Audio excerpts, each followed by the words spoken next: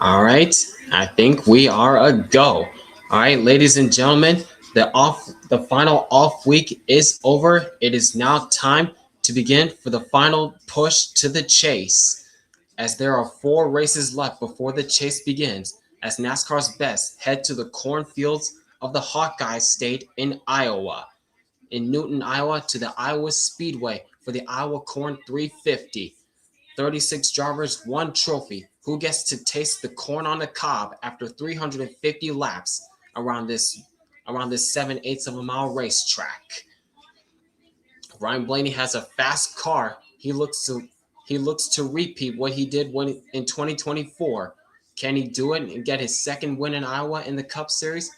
We'll see what happens. Or will William Byron do what he did last year and go back-to-back in Iowa? We'll find out after 350 laps. But now it's time for the command to fire engines. Here we go. What's up, Cody Ware sucks?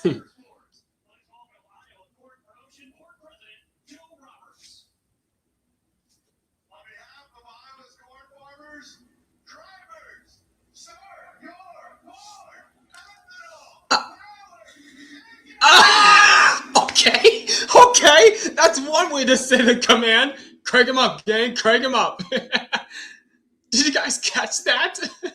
Wow. Anyways, the engines roared to life here in the Hawkeye state of Iowa as 36 of NASCAR's best about to take on the 7/8 of a mile racetrack in Newton, Iowa. The Iowa Corn 350 from Iowa Speedway coming up next on USA Network. I don't know if you guys caught that on the command. He said, "Drivers, start your Iowa corn, start your corn power ethanol engines." The guy who did the command, he was like, "Drivers, start your corn power ethanol engines." That's one way to tell your drivers start your engines. But anyways, as you guys can tell by the panel. Yes, last Thursday, I officially hit 2,000 subscribers on my YouTube channel.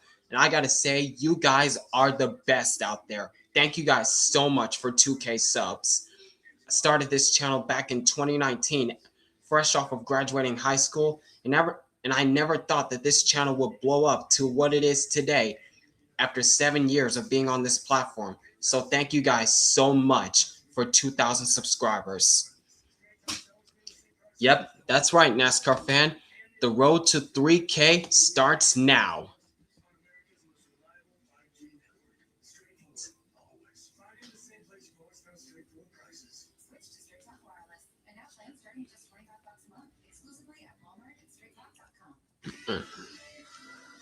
Wait. You love the rowdy name on Bubba Wallace's car name rail? Yeah, I did notice that as well on Bubba Wallace's car. Guess who's back in the booth? Yes, I heard it. You heard it there. Lee Diffie is back in the booth. Now it's time for the NBC or USA Network portion of the season. It's NBC time for NASCAR. Yep, and get ready for the classic line at the beginning of these races whenever it's NBC and Lee Diffie's doing the call. Let's go! Yep.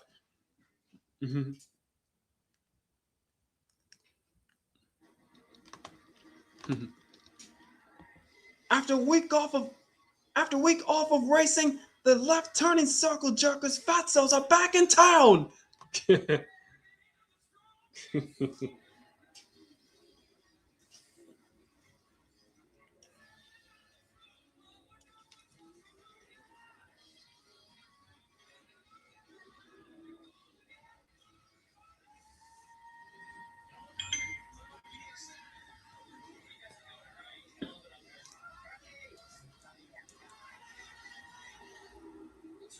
I see what you sent now, NASCAR fan. Yes, I did see that Ryan Blaney is rocking a beautiful Kyle Busch helmet tribute.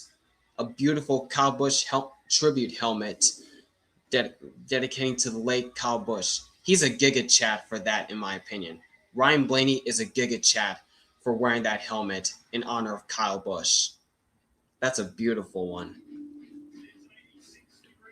All right, and the cars are rolling out on the track for 350 laps around this place. And here's your starting lineup for today's race.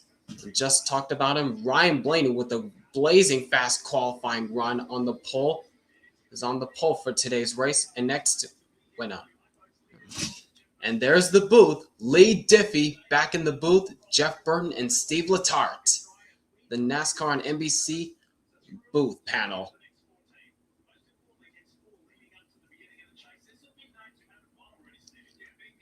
Yeah, they allowed the helmet, but not that ARCA scheme that I believe Thomas Annunziata was supposed to run at Lime Rock last month, but unfortunately they couldn't run that. Wow.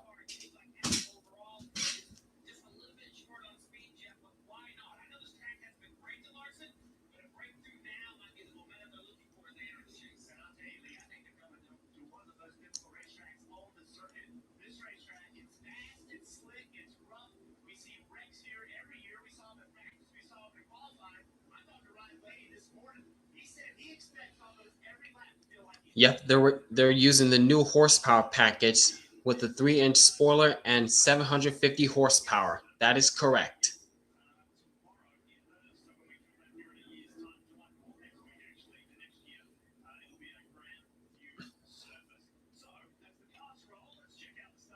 All right, here's your starting lineup for today's race. On the pole is Ryan Blaney with a blazing fast qualifying run, and to his outside is Kyle Larson. In row 2 finds Joe Logano and Brad Keselowski, who unfortunately will have to go to the rear after crashing in qualifying. Then it's Tyler Reddick and Ty Grandpa Gibbs in row 3. It's Austin Dillon and Connor Zillage in P8. What? And rounding out the top 10 positions is Ross Chastain and Eric Jones. In row 6 finds Michael McDowell and Austin Cindric. Row 7 finds Josh Berry and Zane Smith. Then it's Noah Gragson and Ricky Stenhouse Jr. Then it's Todd Gilliland, who won the in-season challenge 2 weeks ago at Indy, and Carson Hocevar in row 9. Then rounding out the top 20 positions is last year's winner, William Byron, and someone else I saw there. Then it's John Hunter Nemechek and Christopher Bell, Shane Van Gisbergen and Austin Hill, AJ Allmendinger and Bubba Wallace, Christopher Buescher and Riley Herbst. Denny Hamlin also going to the rear because he's having issues with brakes and had to replace that. Then it's Alex Bowman rounding out the top 30 positions right next to him. In row 16 finds Ty Dillon and Chase Elliott, who will also have to go to the rear because he too spun out in practice in the rear of the rest of the field as the field now goes down pit lane to test their pit speeds. Oh, it's William Byron and Chase Briscoe running out the top 20 positions. Got it. And Shane Van Hamburger and Taco Bell with disappointing qualifying runs. Yeah, I did notice that. Hey, Richard, what happened to your cars? I got the best cars out there. What are you talking about, interviewer? The Toyotas got caught cheating. I wouldn't say that, but they didn't have the speed in practice and qualifying. That's all I'll say. And wait. Here's a special message from Joey Laguna.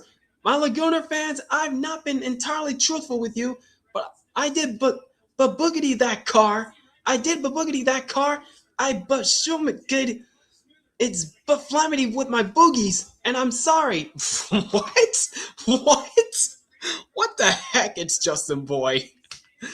What in the world? I couldn't pronounce those for some reason. I did my best trying to pronounce those, but what the heck?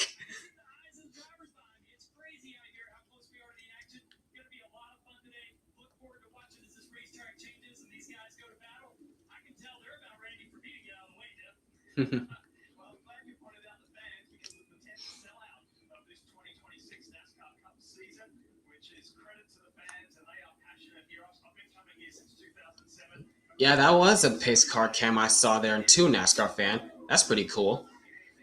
packed house here in Iowa Speedway. Great crowd on hand. Sold out crowd. Getting ready for 350 laps of packed action.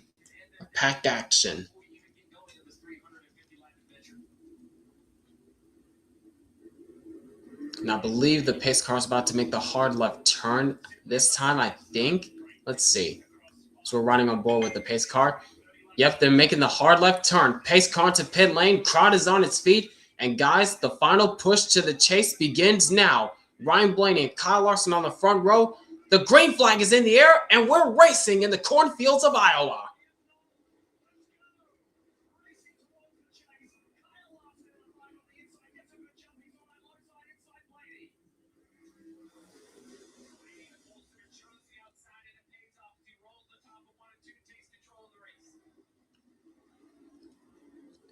Just as we saw in practice and qualifying, Ryan Blaney has a very fast car today, and he leads the first lap easily over Kyle Larson as the fight is on for third.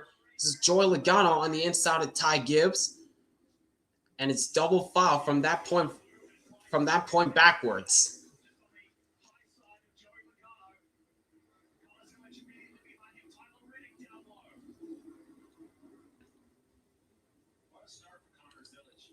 And Connor Zillage trying to make his best start possible, trying to make the best of it, up to fifth right now, but he's under attack from Tyler Reddick on the inside of him.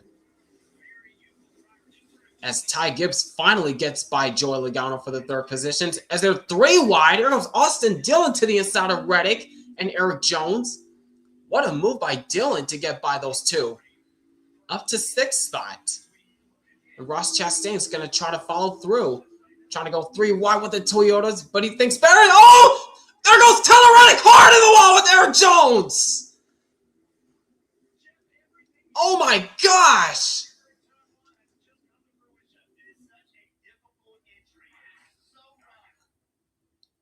What just happened there? Reddick just lost it looked like. And Eric Jones had no place to go.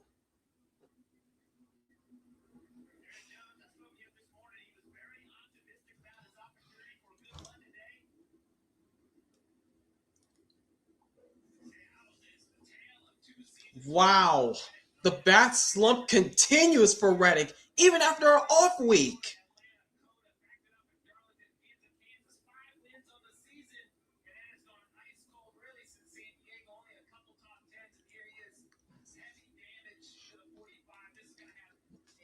Wow. That just kills him in the points. Here it is again. Yeah, Reddick just lost it coming into turn one. You can't blame that on Chastain. He never touched him. Here it is again. Yep, it's that bump going into turn one. And Eric Jones just an innocent bystander. Just snapped around. Oof. And Tyler's Reddick and the Jones boy have been assassinated by anti-Toyota fan. There it is. Yep. The Laguna got his ass saved by the caution and was about to get passed by Zill. Wow. The summer slump continues for Reddick. After having such a hot start to the season with 5 wins in 9 races, the second half of the season has not gone the way he was hoping for. Wow. And Eric Jones, yeah, nothing he could do there. Nothing he could do there.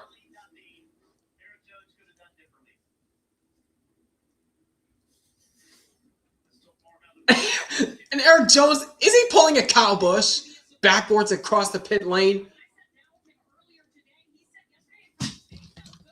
And what a tough break for Tyler's Reddick and the Jones boy as their race is done early. What an absolute tragedy right there, Lee.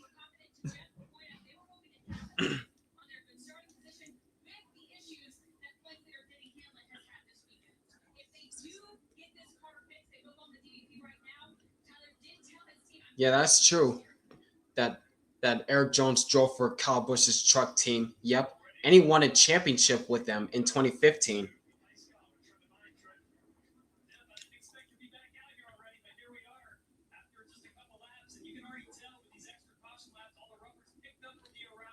You probably learned from him. Yep, yep. Kyle Busch taught Eric Jones well.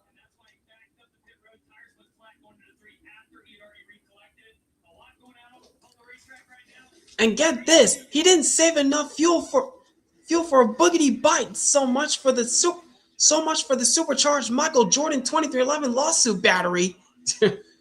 You're right about that, Jeff.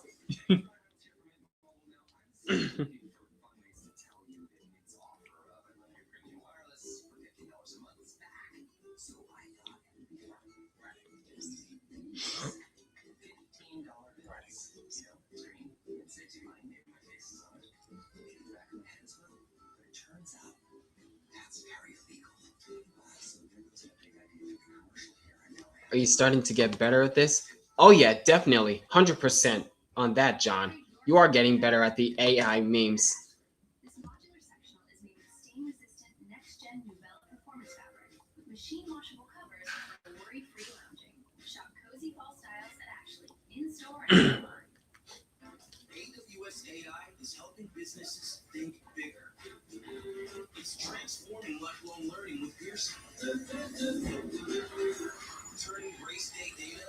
Remember, if you see a man that's trying to start his lawnmower, mute the video because of the ally.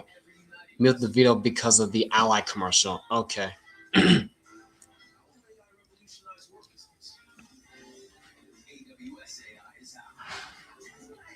That's what Tyler Reddick gets for being way too aggressive early on in the race. Um, I wouldn't say he was too. I wouldn't say he was too aggressive. I wouldn't say that Reddick was being too aggressive early in the race, but yeah, I wouldn't say that. I can't fly. There's more of the bump at entering turn one. Yeah, yeah. As John Veneventer just said, he hit a bump entering turn one, and that caused his car to lose control, and he couldn't catch it from there.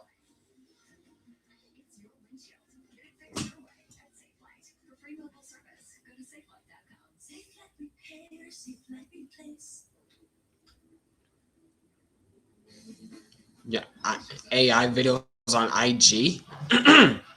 Wait, what? What did you say? Hold on.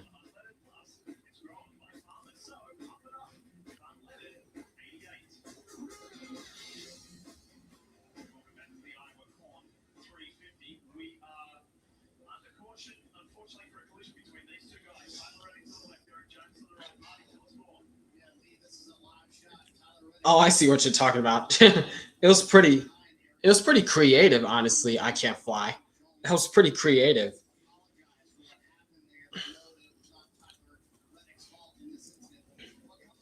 Yep, and the points have switched. Look on the left hand side of your screen. Now Ryan Blaney is in second spot. The points have changed for now. The points have switched. Now Reddick is back to third.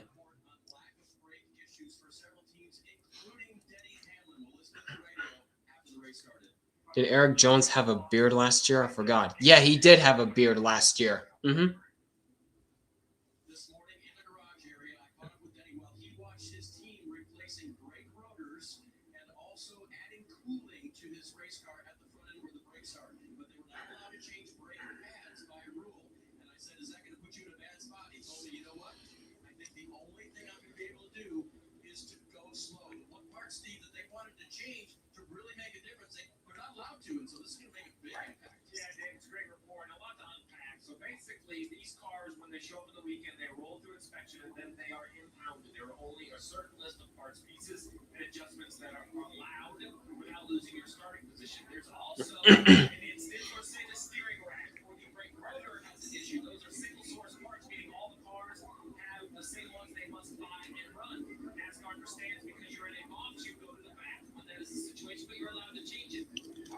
Oh, my favorite AI video that you made on IG. Definitely the McDiddy's one. The McDiddy's one. Yep.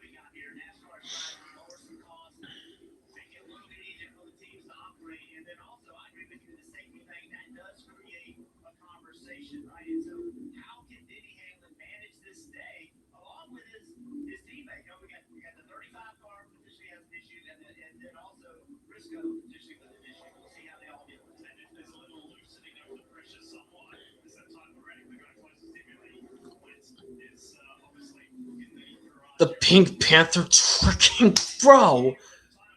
What? Oh my gosh.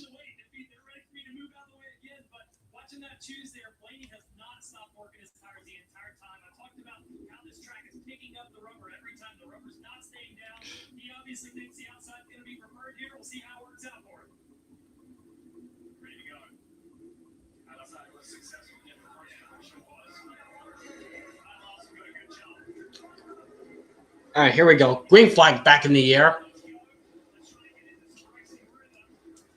This time it was dead even on the jump. Kyle Larson trying to hang tough with Blaney on the high side.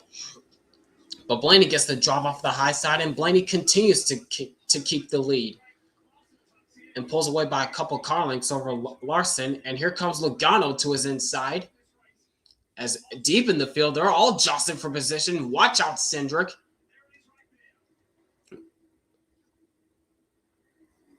It's pretty much the meat and the sandwich right there, Cindric. As Josh Berry goes by him, Carson Hocevar was up to his outside, but now he ducks back in line.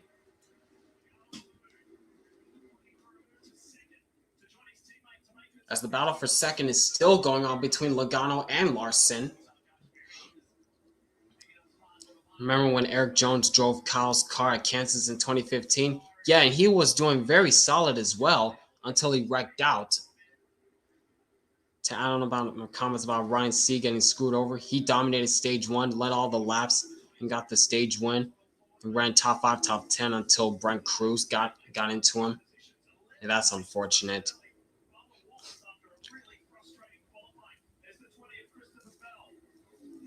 Meanwhile, Christopher Bell, this tight battle right there between Nemechek, as Nemechek got really squirrely in the middle of the sandwich there between Christopher Bell and Michael McDowell, and that just cost McDowell some time. He's going to get more freight trained as the inside of Riley Herbst and Shane Van Gisbergen, and it looks like. So still getting sorted out. Oh, McDowell, where are you going, dude? Where are you going, McDowell? I don't know what he was trying to do. What is Ty Dillon doing? Jeez, Ty. And Austin Hill. Watch out, Austin Hill. 4 wide. What is going on here? What is going on here back in the pack? Why are we racing this hard? It's too early for this, guys. Chill out. Chill out, guys. My goodness.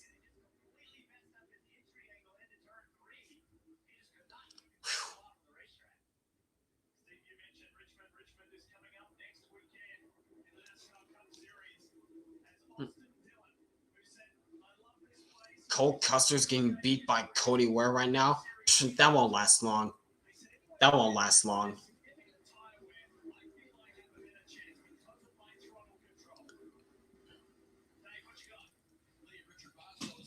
But how about Austin Dillon right now in the 3 car, running in the top 5 early on in this race? Still got a long ways to go. We're only 20 laps in, but so far a very strong showing by Austin Dillon right now. And Connor Zillage, after starting 8th, moved up a position because of Brad Keselowski having to start in the rear. That puts him to 7th. Up to 6th right now for Zillage, for the rookie. Trying to get out of his rookie season from hell. Trying to get out of Torture City right now. Custer versus Ware equals trash versus garbage. Accurate there. Very accurate.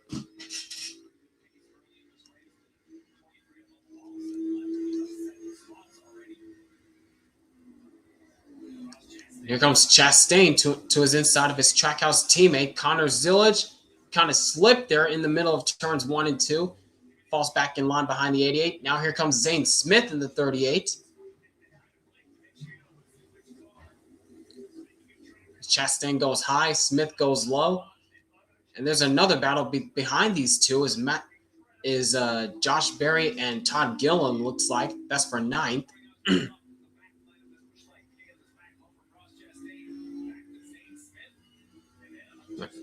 Gene Haas should have pulled the plug on the Cup team and focused on the Xfinity team that can win every now and then.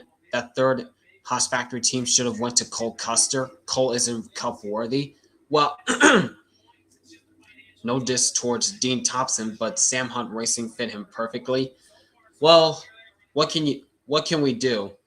At the end of the day, it's a business decision for a Haas factory team, but we'll just have to wait and see what Dean Thompson can do in that third charter in the O'Reilly Series.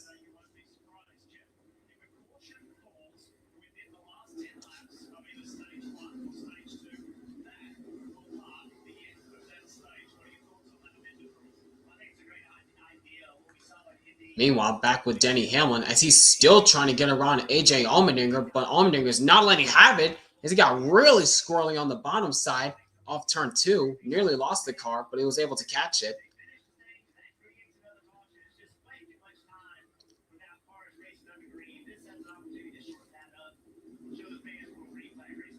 And right in front of this battle is Alex Bowman to the inside of Michael McDowell, and Bowman takes that position away from the 71. As Denny Hamlin is still trying to get around the 16 of Allmendinger. But Allmendinger continues to hold his own. But this time, Hamlin drives it into turn 3. Now to the inside of Michael McDowell.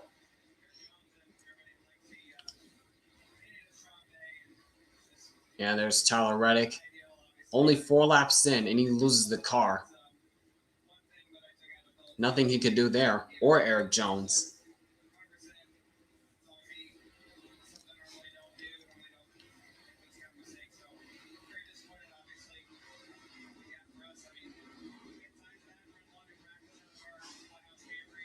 Ryan Truex in the 26 car for Sam Hunt Racing.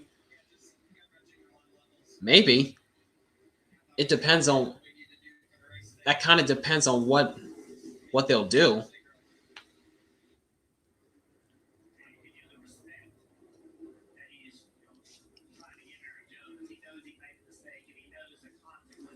Here's Chase Briscoe to the inside of Ricky Stenhouse Jr. This is for 14th. As Briscoe nearly gets tied almost into the 47 of Stenhouse.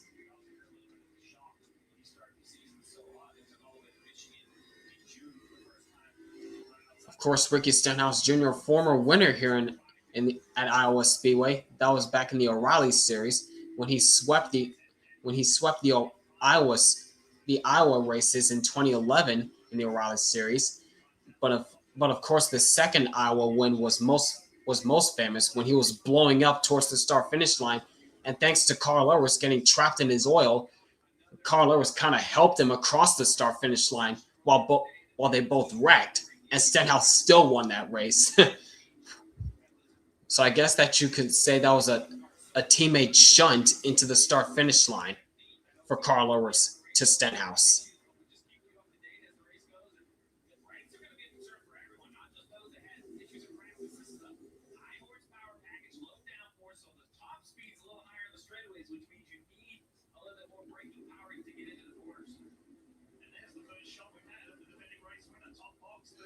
Oh, Briscoe, he's still trying to get by. Stenhouse nearly clears himself off turn 2 there.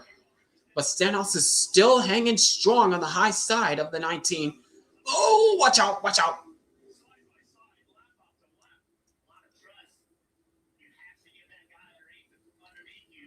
I totally agree with you, I Can't Fly, that Ryan Truex deserves a full-time ride. Now Briscoe finally clears Ricky Stenhouse Jr. Now he's under attack from William Byron, last year's winner. Seeing Austin Dillon in the top 5 and Ricky Stenhouse Jr. in the top 15 for now. Oh, you got Austin Dillon's 2025 Richmond diecast win. Richmond win diecast. Nice. Yeah, that was when Austin Dillon got redemption after what happened the year before when he won legitimately at Richmond.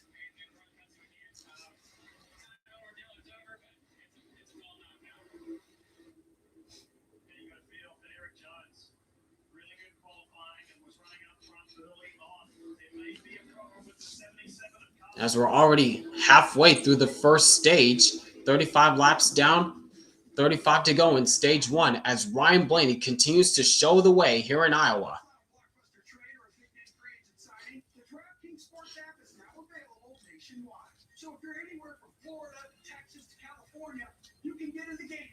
Did I laugh hysterically at those stupid, silly AI videos on IG? I wouldn't say I laughed hysterically, but I would say I was like, I was kind of like that. I was kind of like that.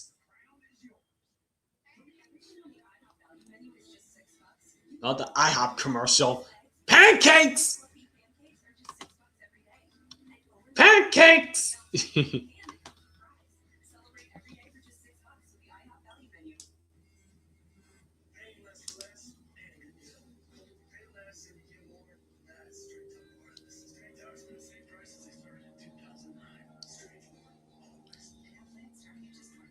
Yeah, Ryan Sieg. Tough break for Sieg yesterday. Had a strong car all day long yesterday, but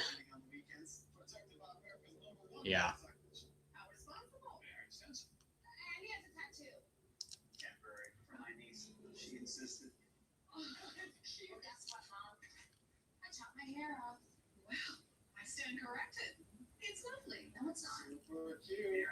But anyways, while we're still working this side-by-side commercial, we had some news happen over the last week where now, if the stage break comes within less than 10 laps to go, if a caution comes out in the midst of that 10-lap run, in the last 10 laps of the stages, whether in stage 1 or stage 2, if a caution falls within 10 laps to go of that specific stage, the stage is over at that point. In my opinion, that's probably a step in the right direction, as many people were saying it, but still, get rid of stage yellows, please. But unfortunately, I don't think that's going to happen with TV wanting stage cautions to get those commercials in. But at least it's a step in the right direction, where if a caution falls within the last 10 laps of either stage 1 or stage 2, the stage is over at that point. Step in the right direction, but still, get rid of stage yellows. Anyways, we're back in Iowa now as Danny Hamlin gets by Shane Van Gisbergen. That's for the 22nd position.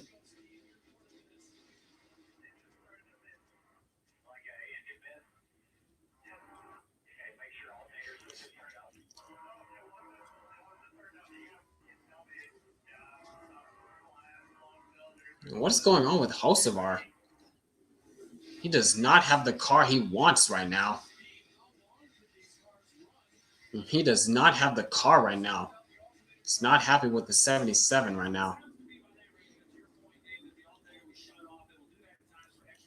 If this was 7 to 10 laps left when we could get more racing, I don't agree with that. I mean, at the end of the day, what can you do? NASCAR is a business after all. So we're not going to always be happy with the decisions they make. But as I said, it's a step in the right direction. But I still rather have them get rid of stage yellows altogether.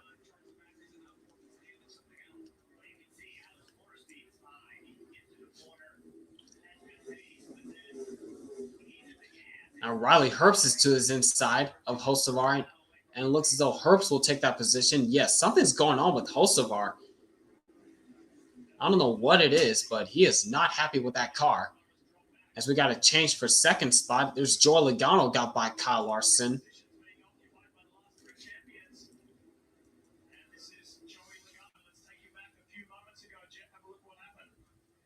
Whoa, whoa! Look out. Misjudgment there. I think Larson was trying to get in front of the 22 and Logano was trying to cross over. Nearly collided there. That could have been bad.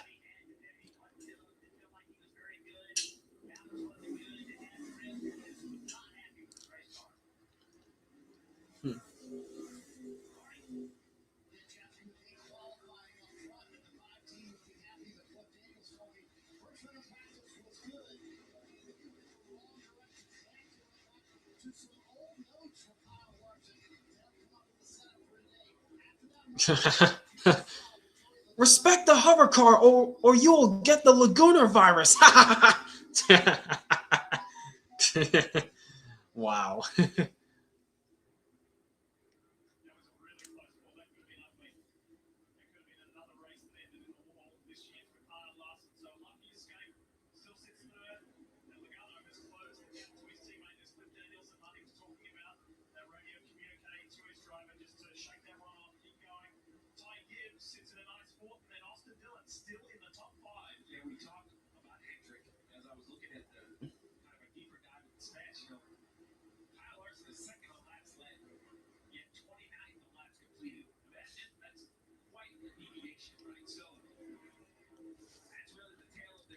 Yeah, I see your comments. I can't fly 55.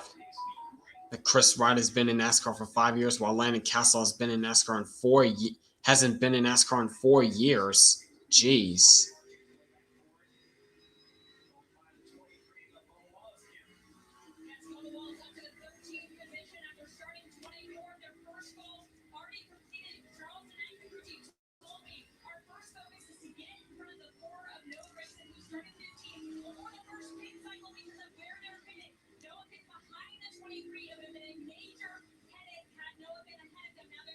Chase Brisket and Hubba Bubba.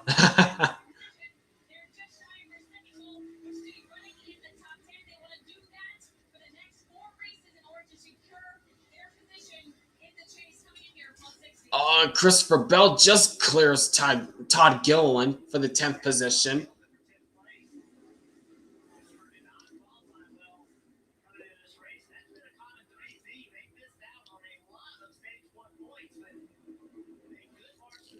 As we're back to the leader, Ryan Blaney, as he's caught up to Chase Elliott, who's about to go a lap down. My goodness.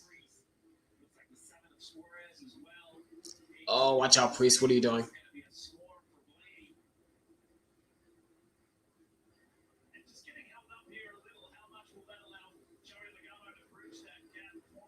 And Chase Elliott and the RFK drivers. He's got the RFK drivers to deal with in front of him. Chase Elliott's trying to get by them. He wants to get away from Ryan Blaney. Now he's to the outside of Chris Buescher. But where's he going to go, though, once he gets to Ryan Priest?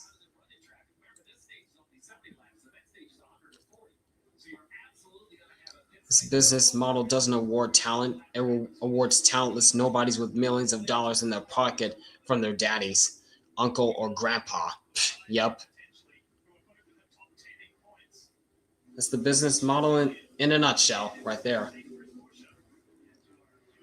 Anyways, back with Ryan Blaney, and there goes he goes to the inside of Chase Elliott, trying to put him a lap down, but he's got Chris Buescher right in front of him. That's just cost him a lot of time. Watch out. Now Elliott gets by Buescher. Now it's to the inside of Ryan Priest. He's trying to get away.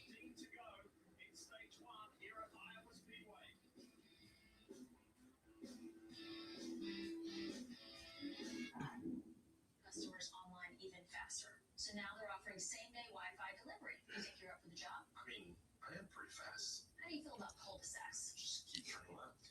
That's the fight to stay on the lead lap. Three-point turn? I'm a 2-point kind of guy. Good. Most people panic on that one. I'm here for the... Watch out, Elliott. Watch out.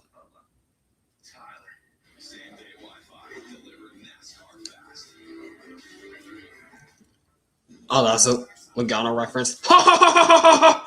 My car is faster! Get out.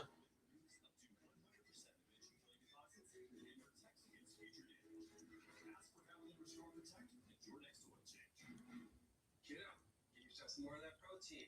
Make it big and strong.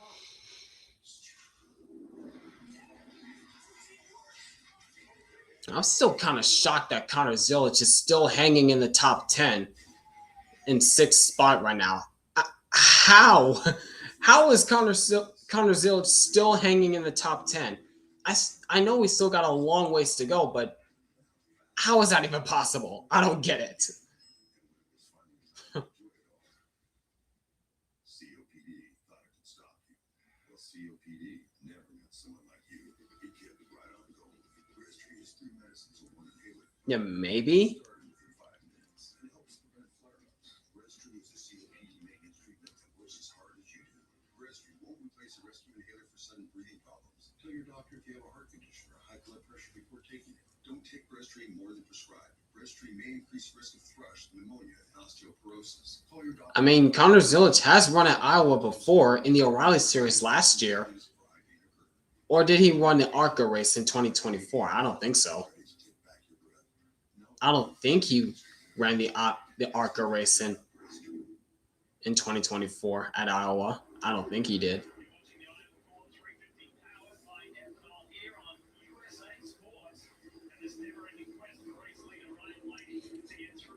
All right, less than 10 laps to go in stage one. And Chase Elliott is running for his life, trying to stay on the lead lap as Ryan Blaney is trying to put him a lap down, but he is caught behind these 2 lappers. Now he gets to the outside of Chase Elliott. Oh, he won the ARCA race in Iowa in 2024. Okay, all right.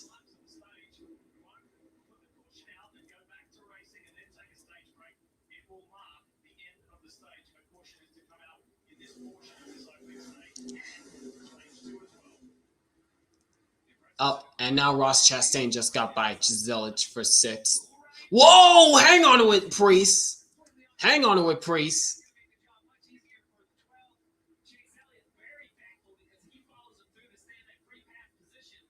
Now Elliott's the first car 1 lap down. If he stays in that position, he'll get the free pass. What? Whoa! Oh! Who is that? Keselowski? Oh, that's Hamlin. Got really squirrely entering turn 1.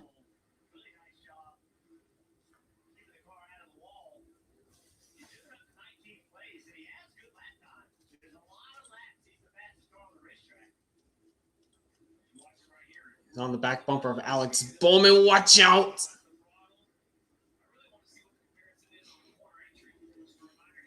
This is for 18th spot as Hamlin gets by Bowman. There he goes.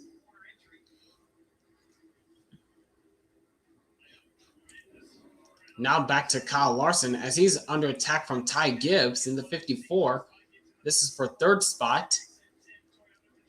It looks as though Kyle Larson and crew they're gonna have to make some adjustments to that 5 car once we get the yellow.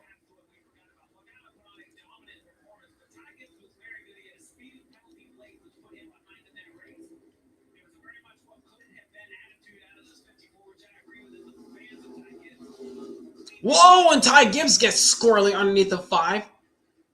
Watch out.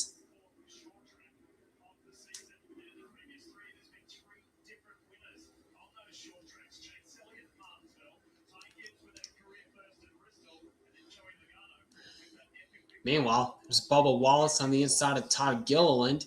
This is for 12th position. As Todd Gilliland gets the drive off turn 4.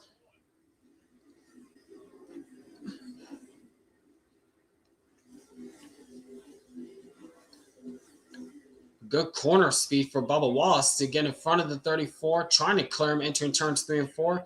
Looks as though he will. Yes, he does. Slides up in front of the 34. Will Gilliland try to do the crossover? No, he will not. Whoa. Nearly contact between those two. As we're coming to the final lap in stage number 1. As Daniel Suarez is trying to stay on the lead lap. Oh.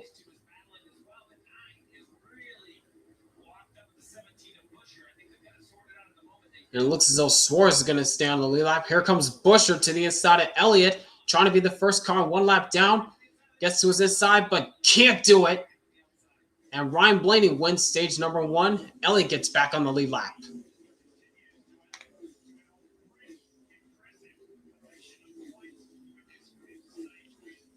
That was a pretty interesting first stage, I'll say.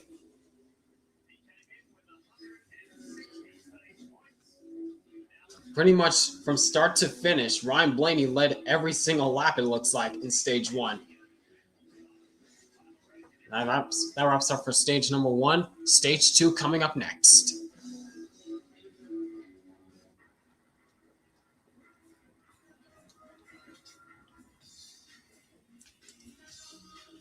All right. Be right back, guys.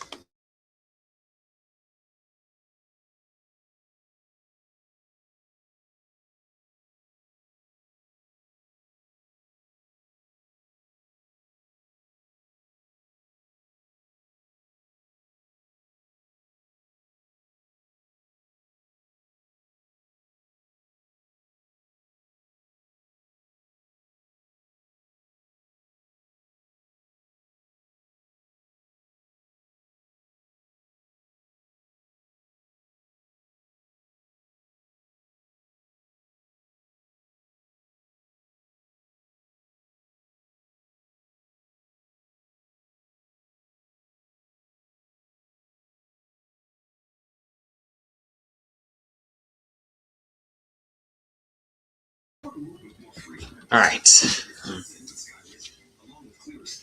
That was a very uneventful first stage outside of Tyler Reddick and Eric Jones' crash. I wouldn't say it was uneventful outside of that. It still had its moments, especially the ensuing restart where everyone was getting so antsy.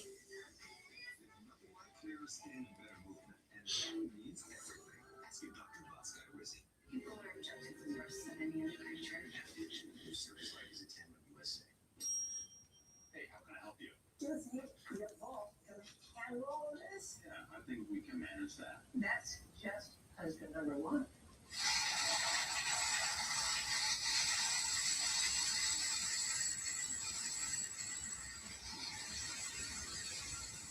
I am very lucky. I could have sworn. There we go. Will Chicoy in Santa Monica.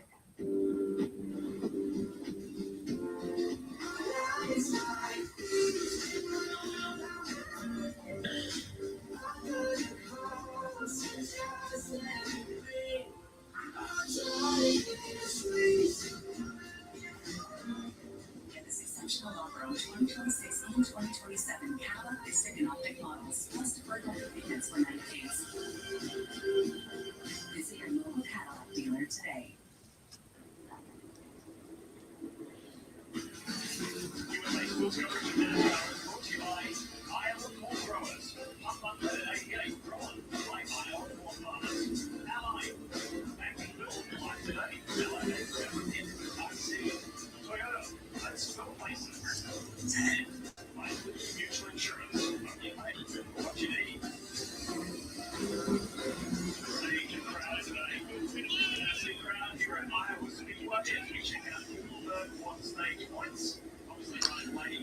All right, and we're back as they're about to make their way to pit lane for the first pit stops of the race. Here they come.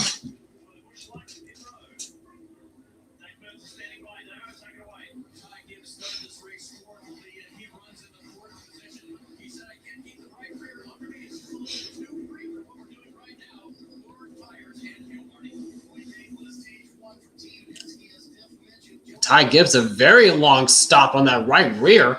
That's going to cost him some time once they exit pit lane.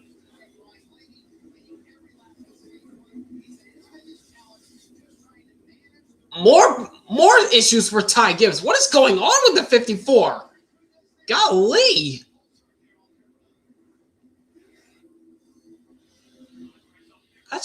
That just cost Ty Gibbs a lot of track time. An extremely slow stop for Ty Gibbs. Little Ty's minions are wasting his time. What are we doing? Get working on the car! Where's my grandpa over here? That's probably his radio going on. Where's my grandpa over here? What are you guys doing?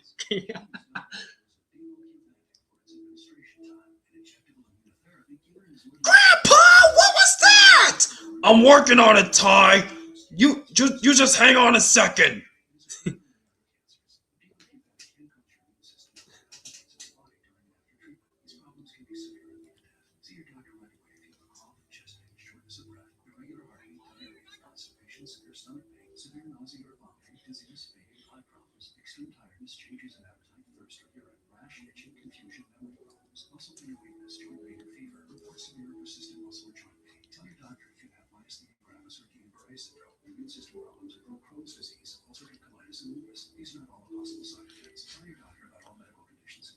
I'm going to address this to my pit crew right now. I'm going to address this to my pit crew right now, Ty.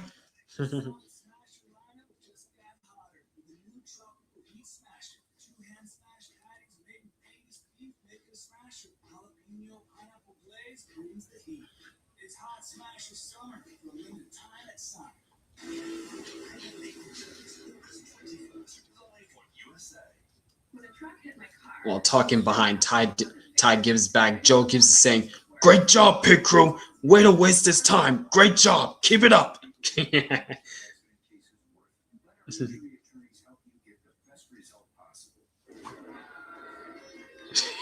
Yep. Turns off the radio. Thank you for making him lose all this track position. High five. There it is. Yep.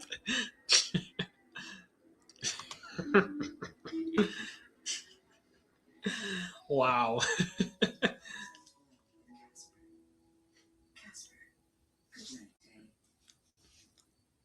a truck hit my car, the insurance company wasn't fair. I didn't know what my case was worth, so I called the Barnes firm. Before the race, Joe, why didn't you congratulate Ty when he made the chase 2 weeks ago?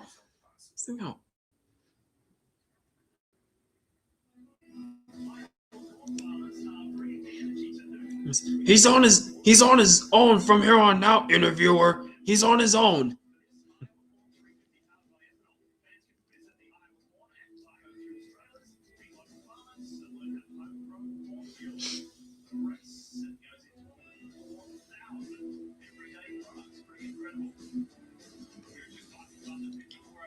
Yep, here it is.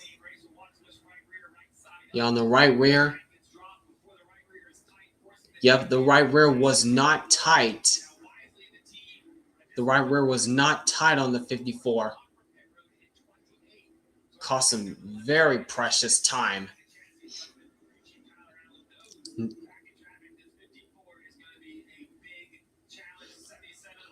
Joe, shut the fuck up. Just because he's on his own doesn't mean you couldn't congratulate him. I don't care, interviewer.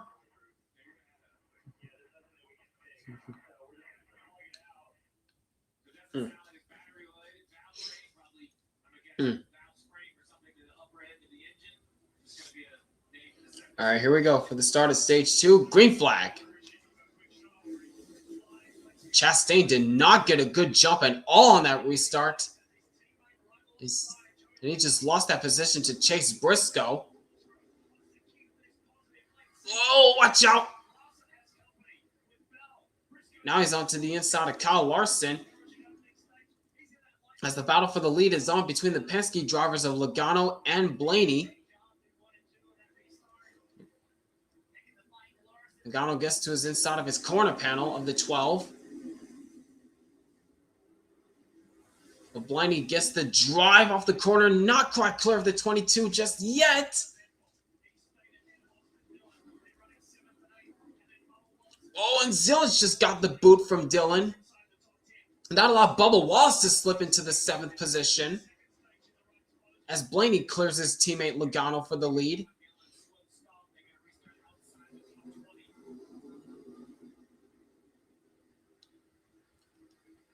Meanwhile, almost 3 wide between these 3 Toyota drivers of Christopher Bell, Chase Briscoe, and Bubba Wallace. Bubba Wallace's car is starting to come to life, it looks like, as he's on the inside of Chase Briscoe for 6th spot.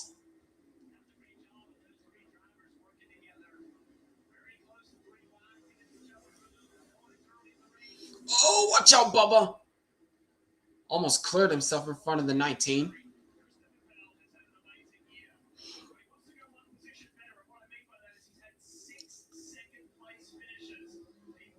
Now here goes Bubba Wallace to the inside of Christopher Bell, going for 5th. Yeah, Wallace's car, he's starting to come to life. Yeah, I did notice that Austin Dillon pushed Connor Zilic out of the way and gave it to Bubba Wallace. Yep. And Bubba Wallace uses Ross Chastain as a pick to get by Christopher Bell. Now he's on the inside of Ross Chastain, going for 4th. Wow! The short run speed that Bubba Wallace has got, man, is definitely paying off for him.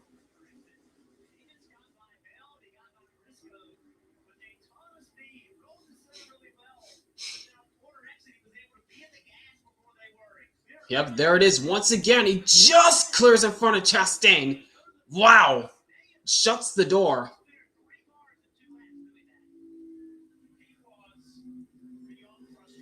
But Chastain goes around the high side, trying to take that position back, and saying, all right, Bubba, you want to play this game? I'll pass right by you.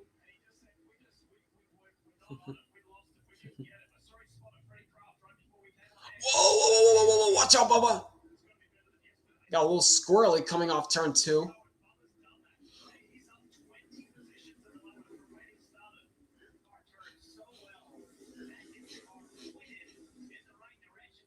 Oh, watch out. Nearly contact again between these two, the 1 and the 23.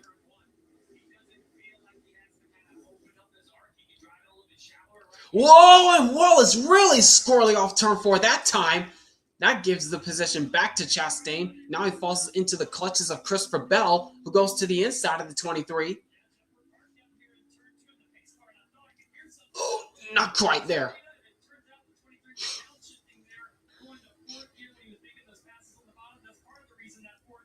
And Christopher Bell gets tied. Here comes Briscoe to his inside. Watch out.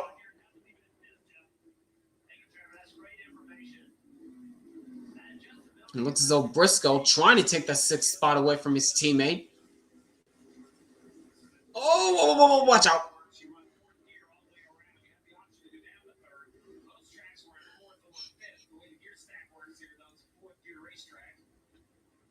And while these two are battling side by side, here comes another player right behind the two Joe Gibbs teammates, and that is Zane Smith in the 38, right behind him in 8th.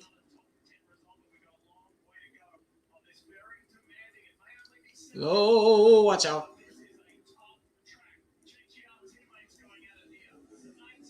Now, this is a very tough track to get around.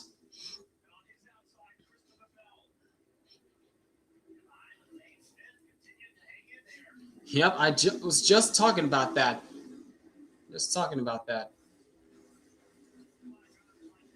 But this time, looks as though Christopher Bell gets back by Chase Briscoe, and he does. So he'll maintain the 6th spot for now. Meanwhile, looking at Ty Gibbs, who lost all that track position, put him back to 28th on the ensuing restart. He's up to 25th right now. And he just lost the car for some reason in turns 3 and 4, and that allowed Chase Elliott to take advantage. Oh, caution. Wrong. Yep, there's SVG. All by himself. He's able to get it pointing in the right direction, but we're under caution now. All right, what happened?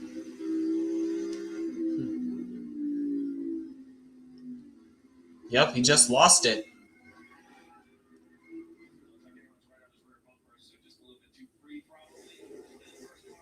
Yeah, all by himself. Custer never touched him. Oh, and it looks like Looks like the 97 car is stalled. Can't get it started. Oh, there he goes. Now it gets started again. All right. And Shane Van Gizmo is back to struggling on ovals again. What an extraordinary surprise. In my best Lee Diffie, a.k.a. Lee Diffie Jacksterfed impression.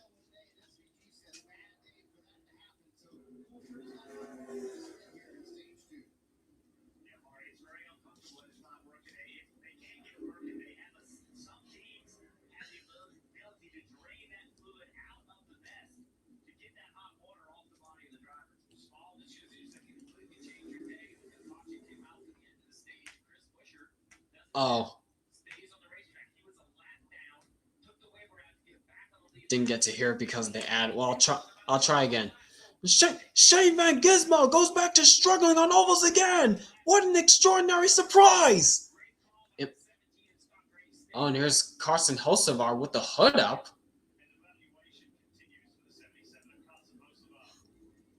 Remember, he's been having engine issues all race long to this point. Now they got the hood up, trying to see what's going on.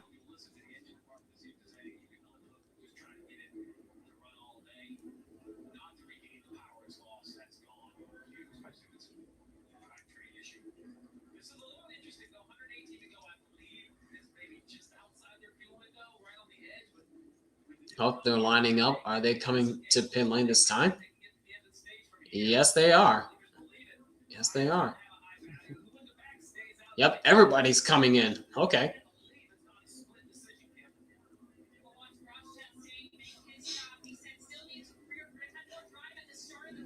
Chastain the first into his stall.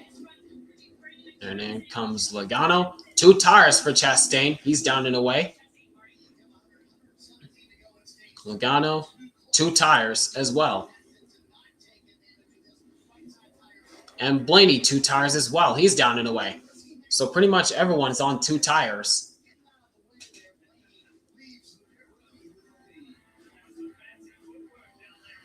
You have the top 10 on 2 tires. Just noticed something. Cody Ware hasn't been wrecking on his own this year. What? That's quite a surprise. That's quite a surprise.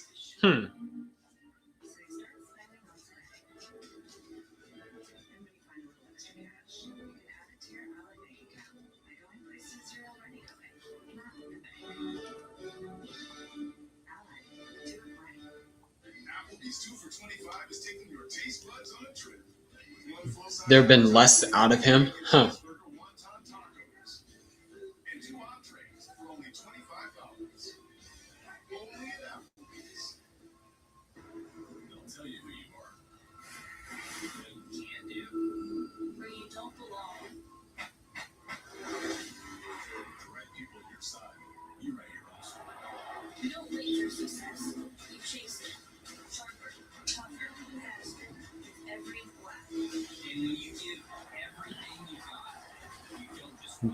That was an Ally commercial, by the way.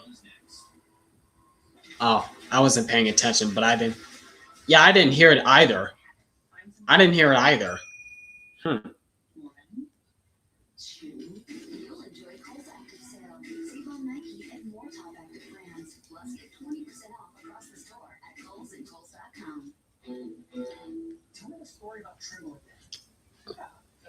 Oh, it's a totally different commercial. Okay.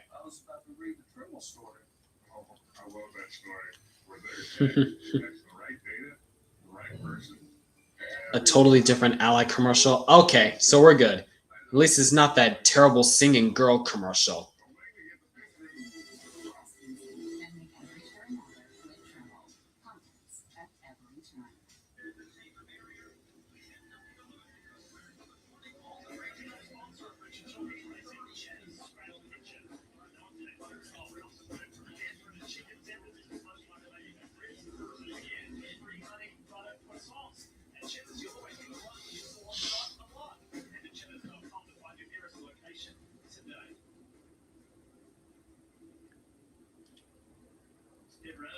Wonder how Cheddar's is.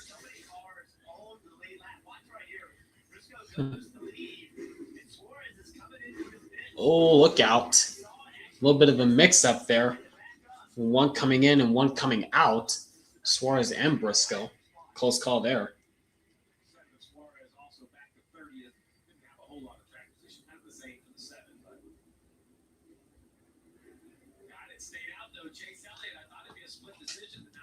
Wait, what? Chase Elliott stayed out trying to gain track position?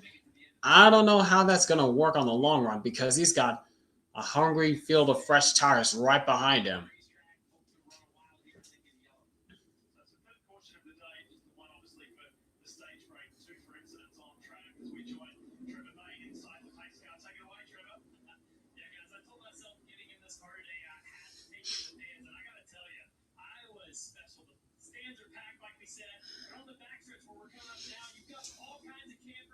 All right.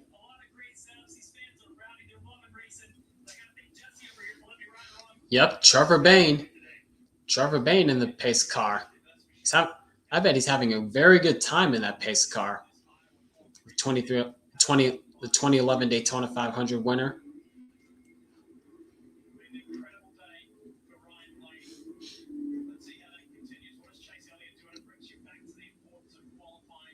All right, here we go.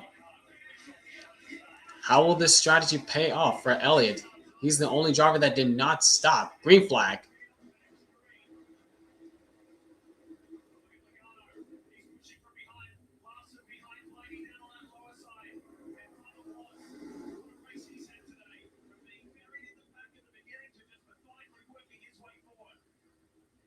Trying to hang tough with the 12 on the high side. But it looks as though Blaine is going to try to get... Oh, Stenhouse goes spinning! Deep in the field!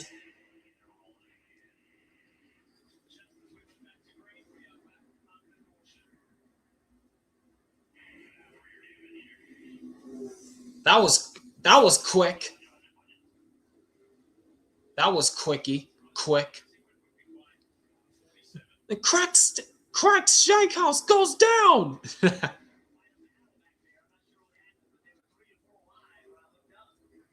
There were 4 wide? Dag. Were they? Oh, yeah, they were 4 wide. Stenhouse, McDowell, Hill, and Gilliland. Yep, contact between Stenhouse and McDowell sent him spinning. Backs it into the wall, but not much damage to the 47.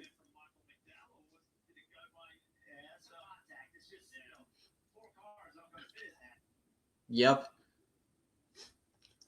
There's nothing you could do about that, even when you're 4 wide. Oh, wow.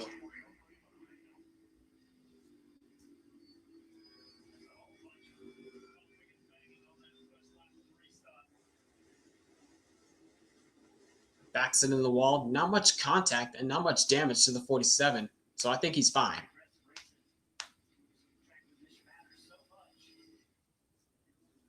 This new horsepower package is helping on short tracks and road courses. Yes, slowly but surely. Excuse me.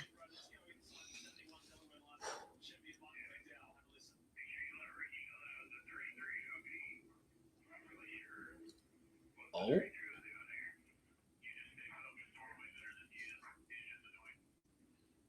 Yeah, I feel I can't fly 55. Seeing Stenhouse just wrecked.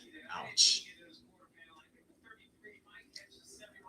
Yeah, just a slight contact. So, yeah, it was Austin Hill that just touched Michael McDowell ever so slightly, and that got him into Stenhouse.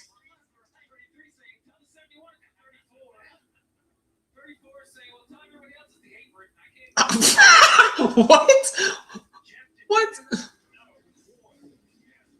No, it was Ward? What in the world, Lee? Trying to find excuses on who to blame for the Stenhouse crash. What in the world?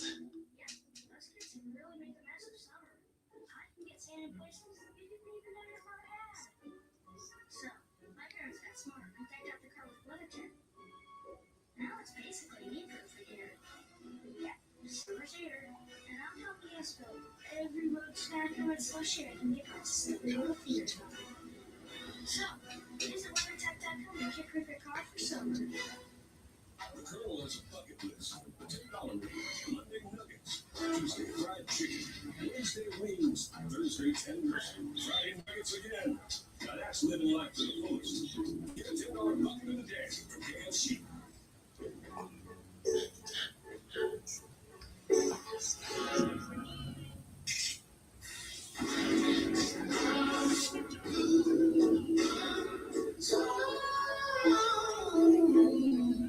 Bush Guy, Golden Scoots, Final Scoots. My watch is broken. You can tell time by measuring the sun's distance from the horizon. Looks like caviar. And everything on the IHOP value menu is just $6. You can go all out because eggs, bacon, and fluffy pancakes are just $6 every day. And OMG, there's a new BLT, and it comes with fries. Celebrate every day for just $6 with the IHOP value menu. Has your TNWS become unmanageable lately? 1 minute, you're storing through life like a bald eagle. The next minute, you're crying into a bowl of chicken. Now there's hope with Dagacon. Dagacon is a television race weekend October 23rd through 25th. Clinically formulated with thousands of race fans, 20 years of television nights, and medically advisable levels of speed. Put your TNWS in the rearview with Dagacon. Hell yeah!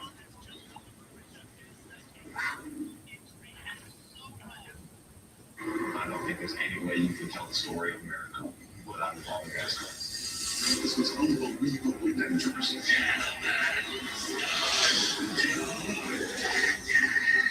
North America and NASCAR were born with a healthy dose of you. America's here because of a bunch of rebels. NASCAR's here because of a bunch of rebels. That's a fight. You feel it in your chest. Start your engines. NASCAR Americana, tonight after the race on USA. What a disappointing weekend. Everything and anything bad that could happen happened. Sorry to hear that. I can't fly. Well, just hoping for a better outcome in this race. That's all I can tell you.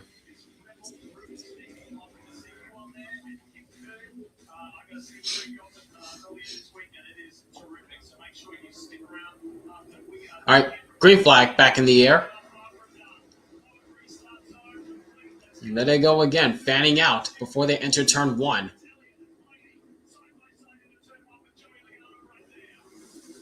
Elliott trying to hang tough on the high side with the 2 tires of Blaney to his inside, but it's not going to matter. Well, he's trying. Oh, watch out, Blaney. Got really squirrely coming off turn 4. Elliott leads that lap, trying to hang tough on the high side. Oh, Blaney got really tight on the inside. Now he's got Bubba Wallace all over him, and he's going to try to go 3 wide. That's going to help Elliott a lot there, it looks like. Oh, Wallace really squirrely on the inside. Now Elliott clears Bubba Wallace to the lead. Now what can he do to stay up front? Washed up the track. It was Bubba Wallace again squirrely. It gets to the inside of the 9.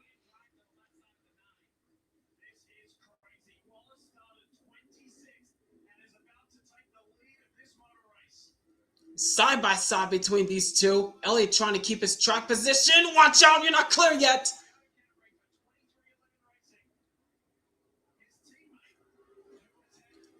And can Elliott clear down the backstretch? Yes, he does. Now, can he stay there?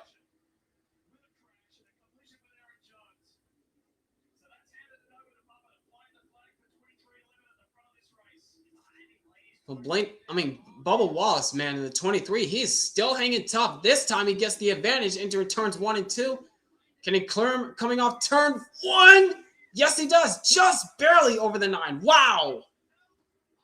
Wow, what a pass.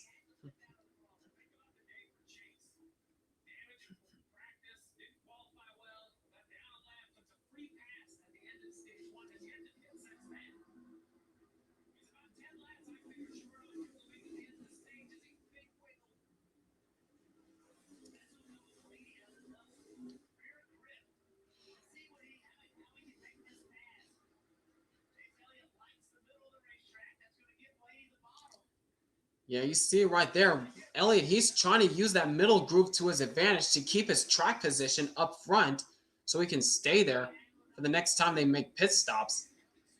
I don't know how long that's going to last, but so far, it's working in his favor right now.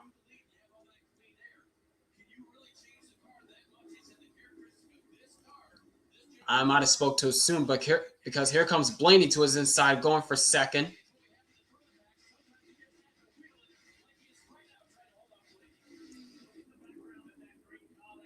Yep, and there goes Blaney to second.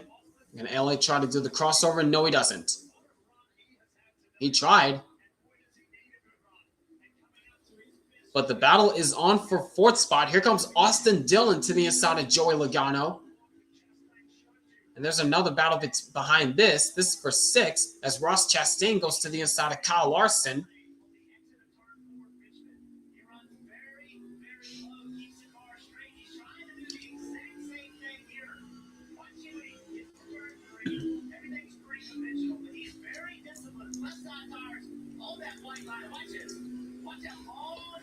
Oh, wow. And Larson gets the drive off the corner. He clears Chastain for the sixth position.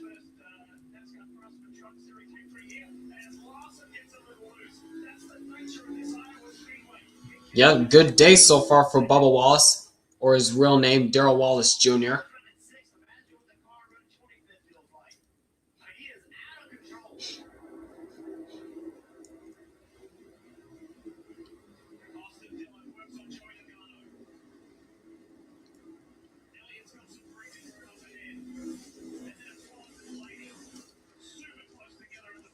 Oh, battle for the lead. Ryan Blaney is starting to close the gap on Bubba Wallace. Those are two friends going at it right there.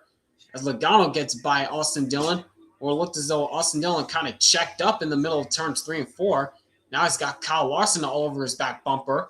As the battle is on for the sixth spot, or seventh position, as Ross Chastain is under attack from Christopher Bell.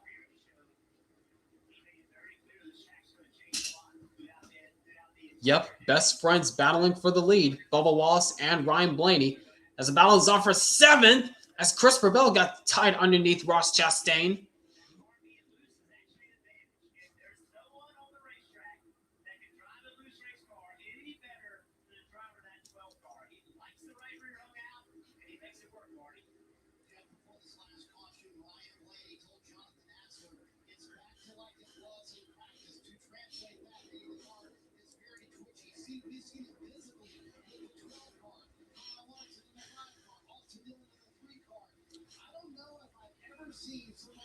Just realized that there are two Menards cars in the Ford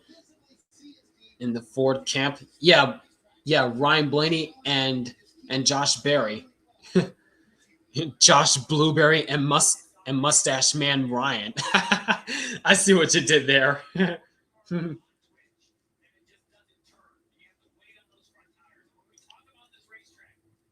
Oh, in the field you meant. I see.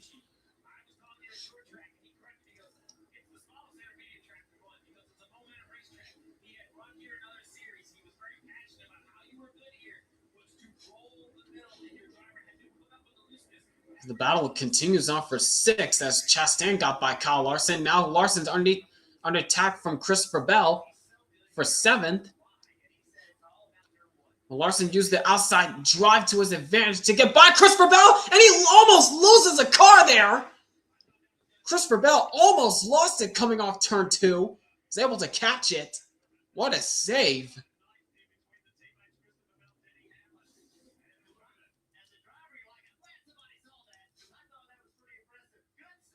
Oh, hang on to it, Bell. Hang on to it.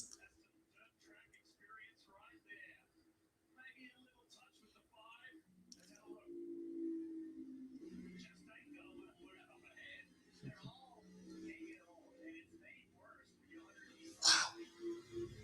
What a catch by Christopher Bell.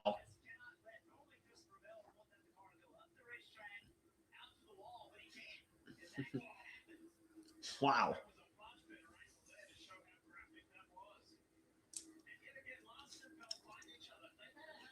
Probably get hate for saying this, but I hope Bubba wins. Well, again, we still got a long way to go in this race, so anything can and still will happen.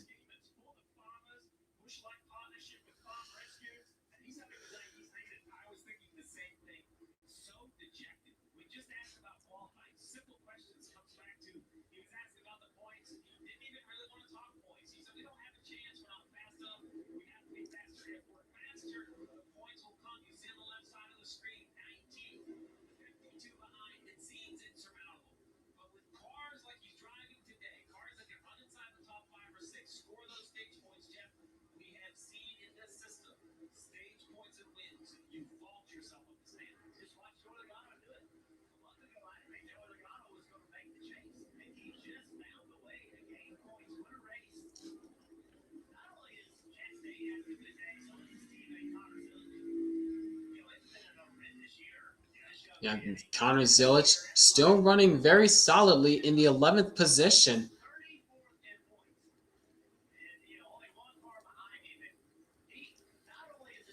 As now Christopher Bell finally gets by Kyle Larson for the 8th position. Now Larson's all over. I mean, that's for 7th, as Kyle Larson's now under attack from Denny Hamlin, who started near the rear of this race because of brake issues. Whoa! Gets to the back bumper of the 5. What are you doing, Hamlin? Golly, dude. As up front, it is still Bubba Wallace controlling this race. They're more of a suggestion. 3-point turns. I'm a 2-point kind of guy. Good. Most people panic on that one. I'm here for your view. Oh, well. Tyler, same day Wi-Fi delivered NASCAR fast. Push gun, cold and smooth survival skills. If you don't have a fish hook, try a beer tap. Jeez, Hamlin. That was nearly contact between those two. Gosh. That's a catch. Head for the mountains. These two have a history. Pod's last sale of the summer has been extended. Save up to 30% on moving and storage until August 17th. Whether you're relocating to your new home or renovating your current one, save up to 30%. Pods brings the container to you, and you can pack at your own pace. When you're ready, we'll take it to your new place or store it at a secure pod storage center until you need it. And you don't have to do the driving. See why Pods is the most awarded container moving company. Look at pods.com today. You know what's crazy? That we pay the kids' price for kids that eat more than us. Crazy, right? Crazy.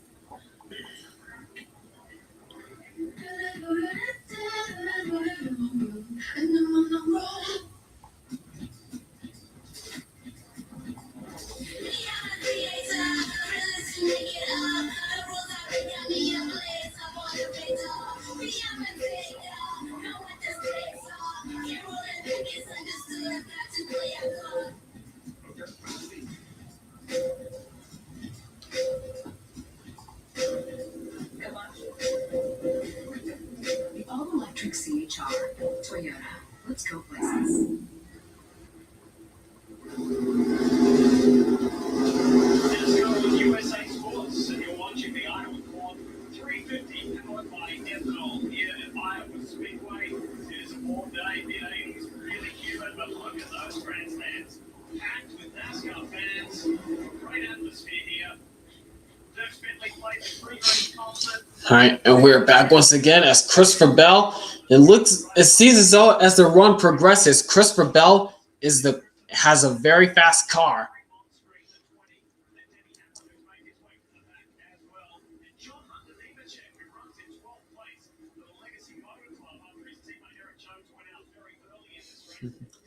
Yep, as the run progresses, Christopher Bell's car gets faster and faster.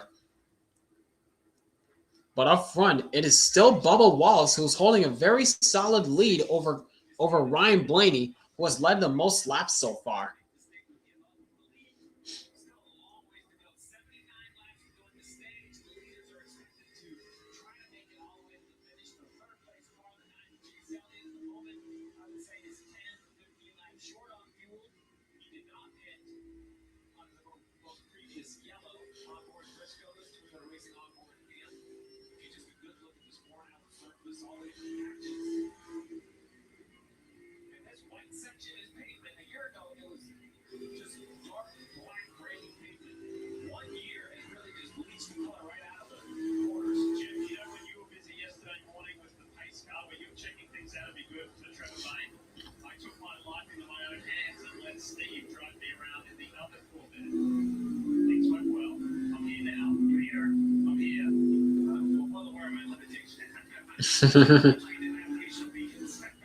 Wow.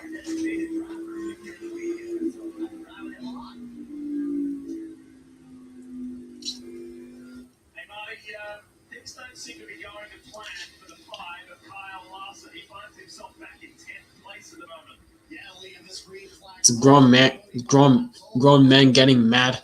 What the hell do you expect? Yep. Yep.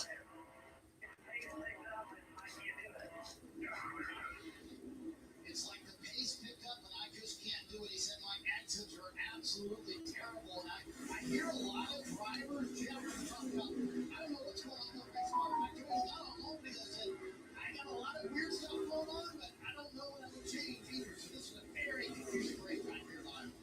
It's rough. It's low grip. And it's exceptionally. Yeah, Larson, he is not happy with the car right now. He is not happy with this race car. It's just, it is one of the most challenging racetracks to go to. It's fun to watch it. Fun to watch the drivers have to struggle. This is the conversation Dale Jarrett and I had pre-race about Hendrick Motorsports. I'll use the word potential. They're ceiling how fast the cars can go. If Bubba wins, expect the bow. Maybe. It depends on what he does after the race, if he's able to win this. But again, long way to go.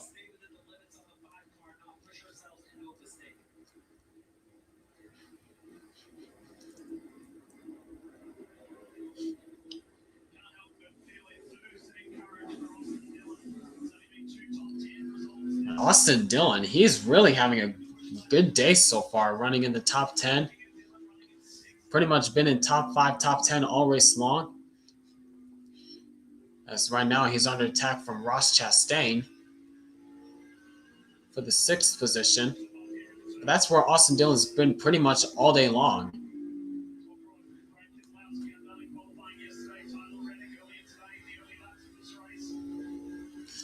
Oh, and Chastain almost got to his bumper there.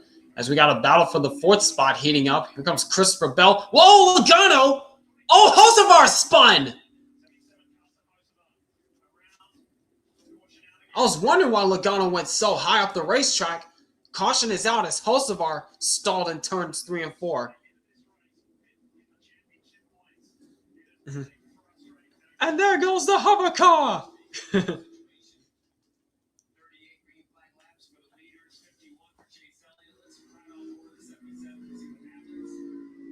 Hocevar just went a lap down. Yep, just lost it. He just lost it. Oh, wow.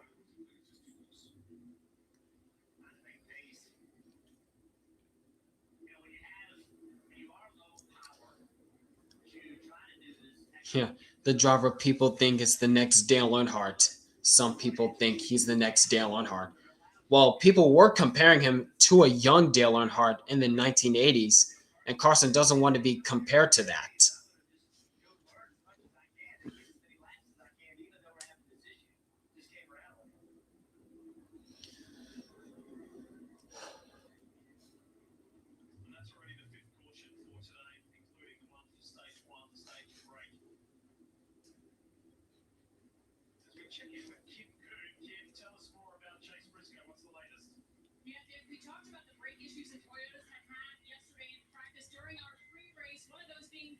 James Small telling me he felt like it would manifest early. There was still a problem about lap 30. That did not happen. Instead, it took a little bit longer. Around lap 120, it finally started to show up. Take a listen to the radio.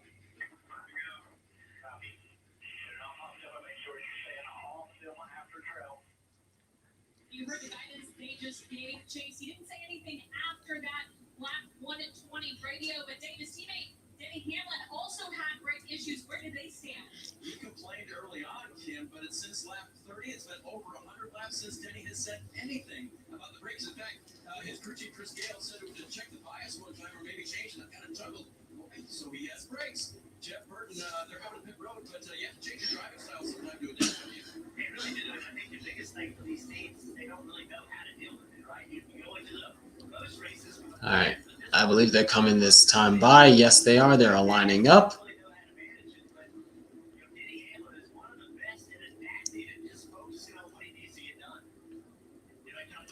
Yeah, Jeff Burton is there. Oh, Christopher Bell and Hamlin stay out, and Briscoe.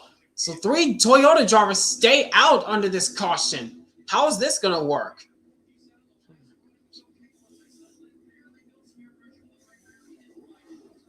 Oh, are you kidding me? Are you serious? What are you doing, 9 crew? You knew the left front wasn't tight enough. What are you guys doing?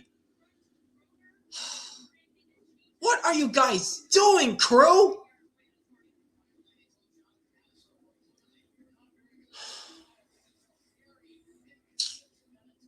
Oh my gosh, yo.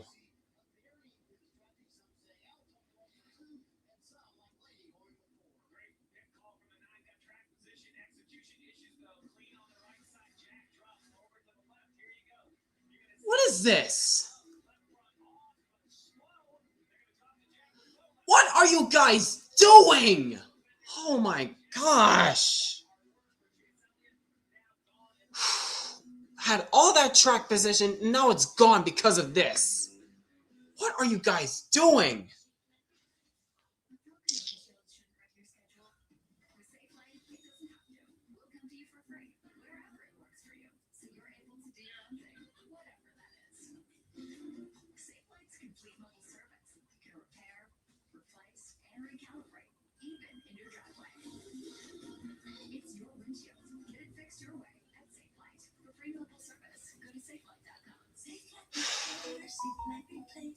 You like more meal. We like making it.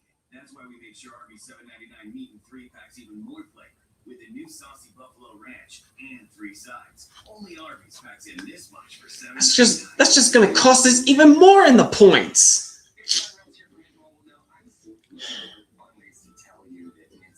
At this point, I'm just waiting for the reset after Daytona.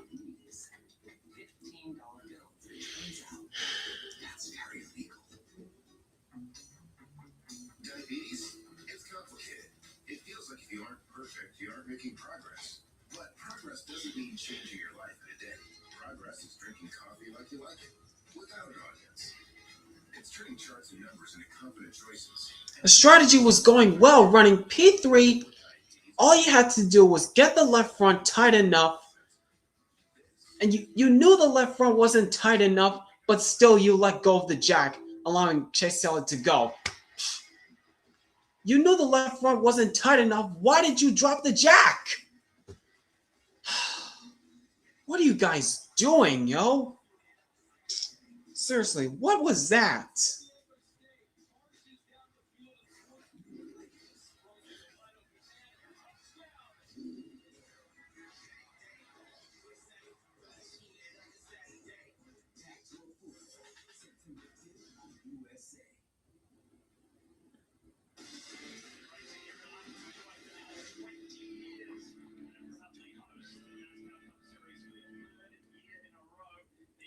I know, it is ridiculous.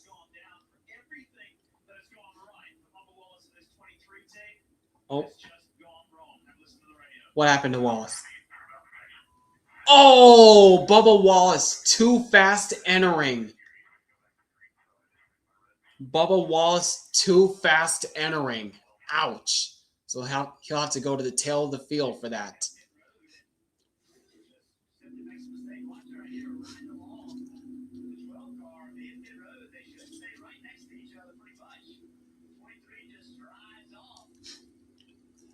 Yep, there's the difference right there. But at that point, it's too late.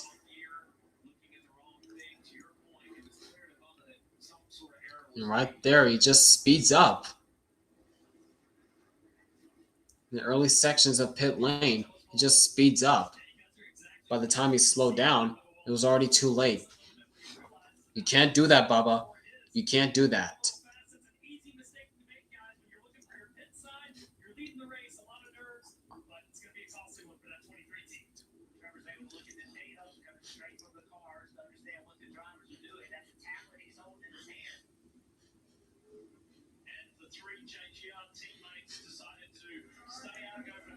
All right, here we go. The 3 Toyota drivers stayed out under that last caution, along with Michael McDowell, to try to gain track position.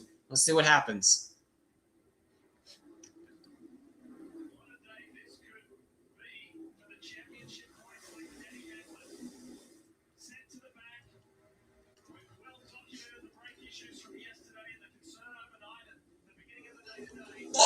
Larson, watch out. Watch the wall. Don't know what happened there. Oh my gosh, what the world happened? What is going on? What the heck? That was Alex Bowman in trouble. What is going on now?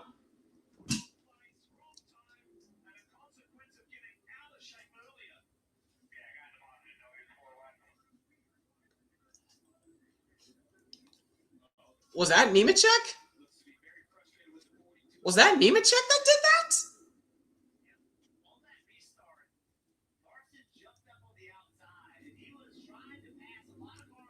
Bowman's done.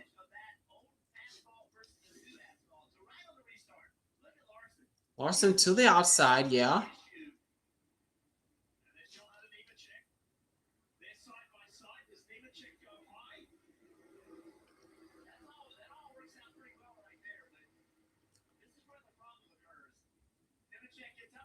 Oh, yeah, Nemechek got into him. And now they're 4 wide. Herbst! I think that was Herbst that pushed up into Priest, that pushed Bowman into Larson. Yeah, after Nemechek makes contact with Larson, Larson drops back, and Herbst pushed up into Priest. That got Priest into Bowman, then turned right across the nose of Larson.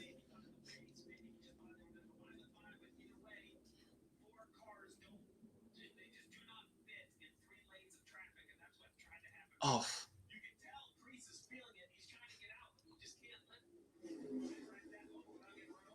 Yikes.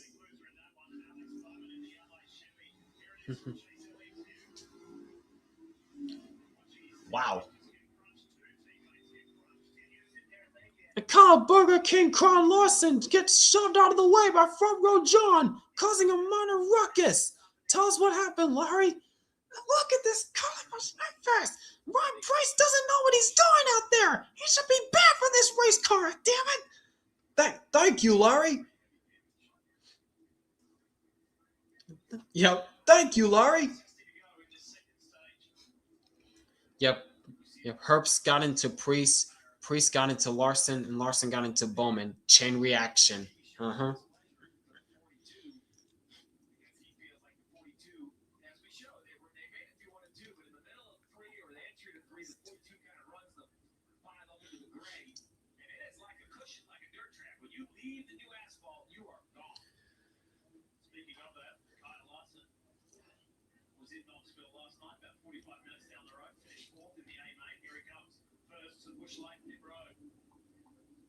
There are others coming, but way behind. 59 laps remaining in the second stage of the Iowa 350. Hello there. I'm sorry, who are you? I'm Liberty Bibberty, and I'm here to tell everyone it feels great getting great coverage and savings on car insurance with Liberty Mutual. What was that?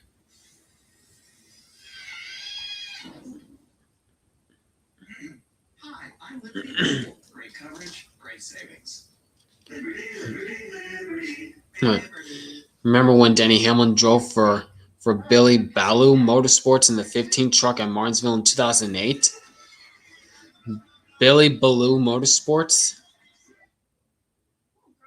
I barely remember that. Kyle Busch also drove for Billy Ballou too. Oh, in the 51 truck?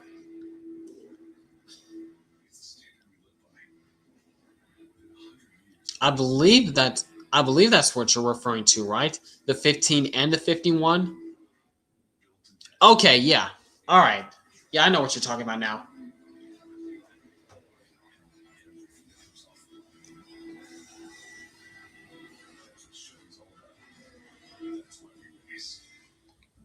What does the $7 big deal meal get you at Sonic? The real question is, what doesn't it get you? Enjoy a full meal plus premium chicken bites for just $7. It's the $7 Sonic Big Deal Meal. Welcome back to Iowa Speedway. Powerball and the Iowa Lottery are teaming up to give players an unforgettable NASCAR experience. From touring the garages to eating the sport's top drivers. If you're in Iowa, there's still time to enter NASCAR Powerball Chase to $1 million. We'll announce the 25 national semifinalists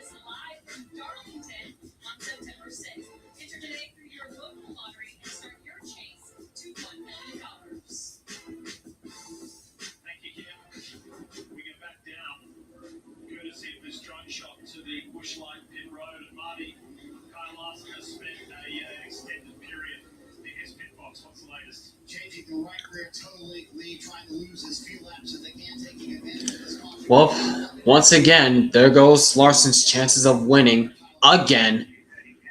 An incoming best driver in the world sarcastic comments again from anti-Larson fans. Frustration just continues to build lead for this 5-team, 46 races now, likely going to 47. Kyle Larson has not won a race. Consistent speed, but they just could not end up finishing in the second half of the season. Series champion. It's been a long season, to say the least. So they will continue under the direction of Cliff Daniels there. On the pit wall, trying to get the fire back out there as quickly as they can because the field is coming to an All right, here we go again. Green flag.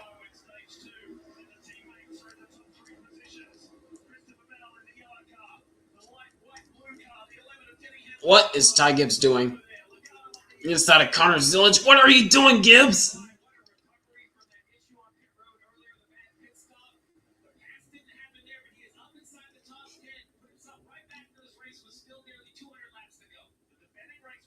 Oh, watch out. Battle for the lead going on. Zagano's trying to catch up to the Gibbs cars. He's side by side with Briscoe. About 4 cars under a blanket right here.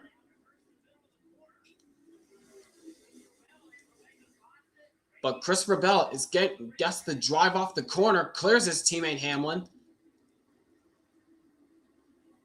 Oh, Blaney got washed off the racetrack right there. Watch out.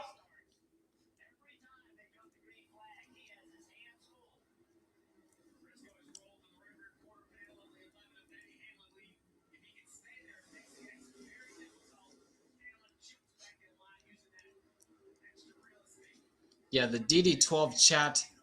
I'm glad I'm not part of that DD12 chat. It's so toxic over there.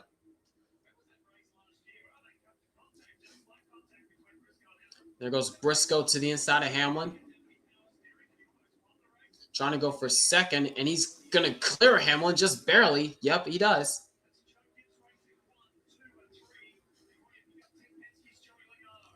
Yeah, just keyboard warriors. I see what you did there. Meanwhile, Zane Smith to the inside of Connor Zillage going for 7, and he will take that position away from the 20-year-old.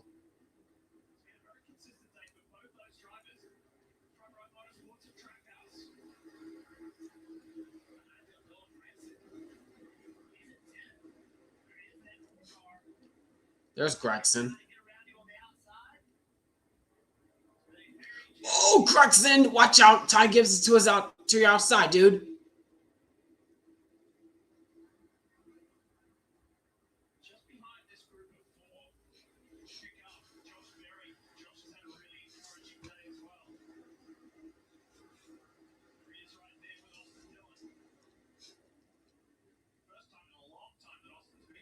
Oh, they're about to go 3 wide right here. As Michael McDowell's to his outside. Got loose in turns 3 and 4. Now they're 3 wide.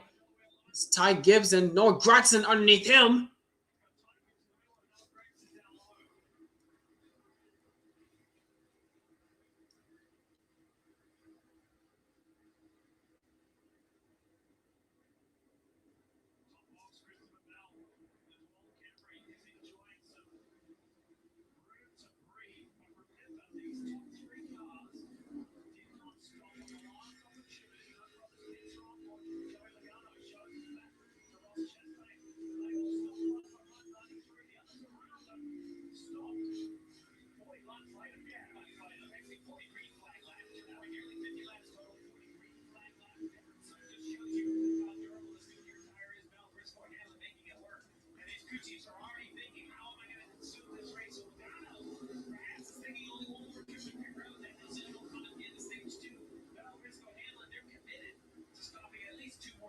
Now, Christopher Bell right now, and the other top 3 drivers, all JGR cars, since they stayed out, they've been able to hold their own up front.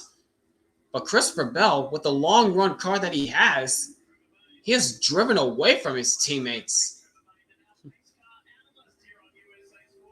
He might be the car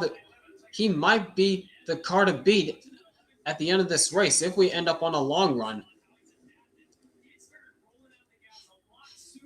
Meanwhile, to the inside of William Byron for 6th, here comes Zane Smith in the 38.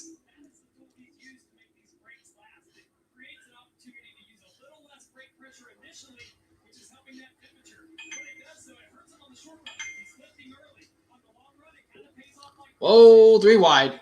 Gregson continues to fall back. Now he's under attack from Ryan Blaney. Watch out.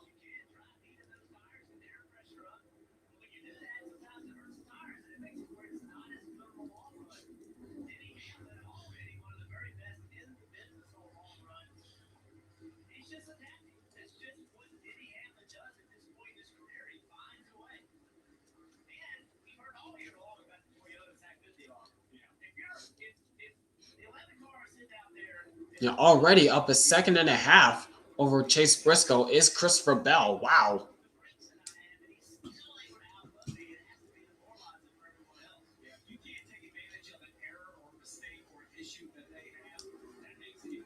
There's Austin Dillon, the first driver on 4 tires on the inside of Josh Berry, trying to take advantage. He's right inside the top 10 all race long. The highest he has been is probably 6th, I think. Either that or 4th for a brief moment.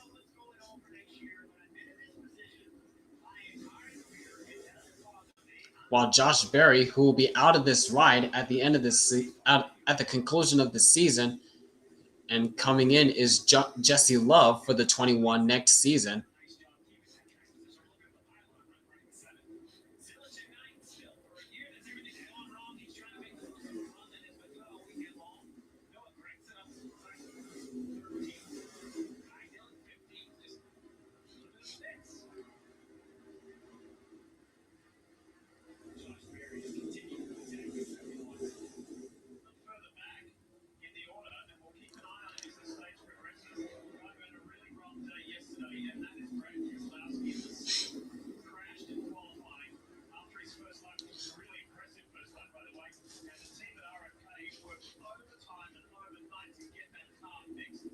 Where's Kyle Busch's old running car? You mean Austin Hill? If the running order will show the rest of the field. There's Keselowski in 20th. Oh, I see Austin Hill now. He's currently battling for, I think, 23rd, it looks like.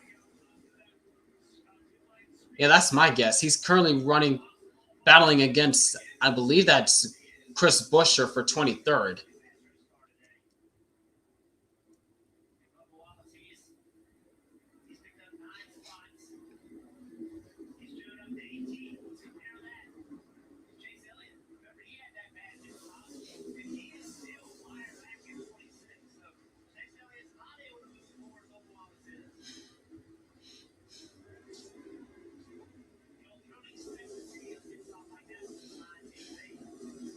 Man, if only the 9 crew did not screw up under that caution, under that pit stop.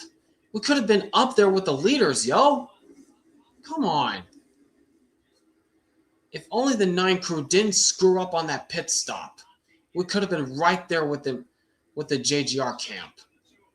With the JGR Toyotas, man. Come on, guys. Get better. But instead of like 4th or 5th, we're in 25th. All because of that bad pit stop from the 9 crew. Psh, get out of here with that.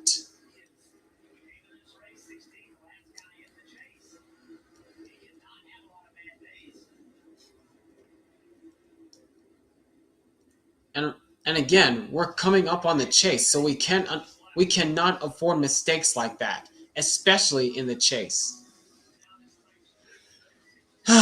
Whatever. Anyways, up front, it is still Christopher Bell continuing to show the way after a bit of strategy play late in the game, coming to the conclusion of stage number 2.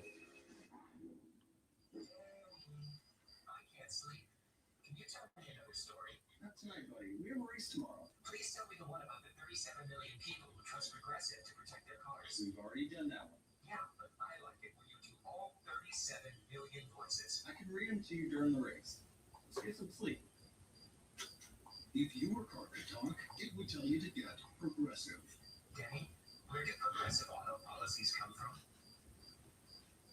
Who's got bold and smooth survival skills? My watch is broken. You can tell time by measuring the sun's distance from the horizon. Looks like happy hour. This summer at Sonic, take a trip with the Tropical Heat Sonic Smasher. Drizzle with jalapeno pineapple glaze and the tropical cream slush with coconut and pineapple. Try the tropical duo this summer at Sonic. Meanwhile, this battle between Noah Gregson and Michael McDowell is going on. This is pure horsepower stitched into the very fiber of your race day favorites. Our signature fragrance, Holy Barbecue. You won't need a tiny designer dog or a Swiss bank account, just 78 years of Belgium. A guy named Dale. This isn't fast fashion, it's fast fashion. The official uniform with the most epic fan base in the world. Watch out. Watch out. This week on USA, the temperature rises during Rivals Week. Gabby Rose with a nasty block here. Monday, Flajay Johnson in the storm defending home against as race.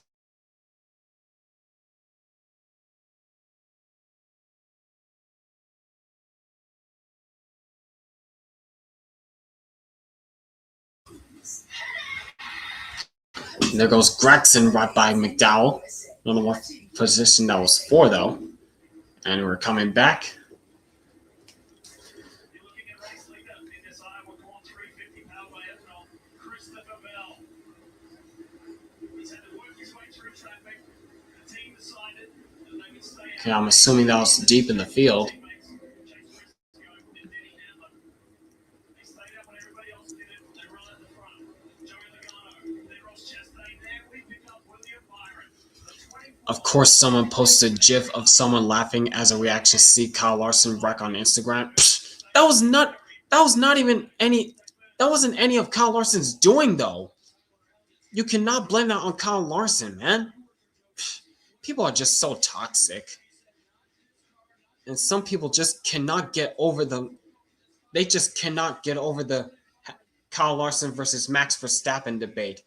That's been going on ever since Larson made that quote saying, "I know in my mind I am better than Max Verstappen as an all-around driver."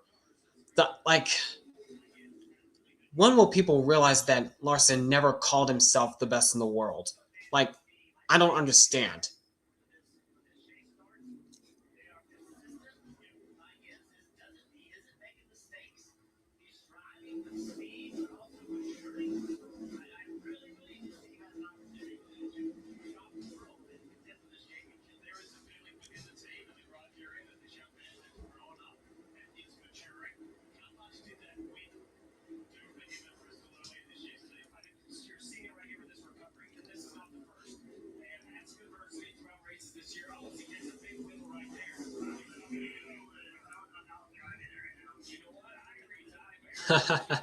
Wow. Well, you just got by William Byron, so I say you're doing a solid job behind the wheel of the 54 there, Ty.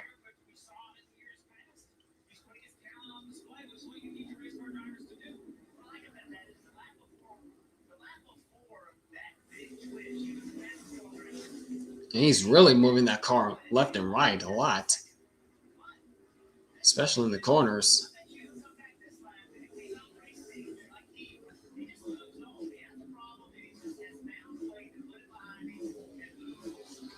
Oh, hold on a second.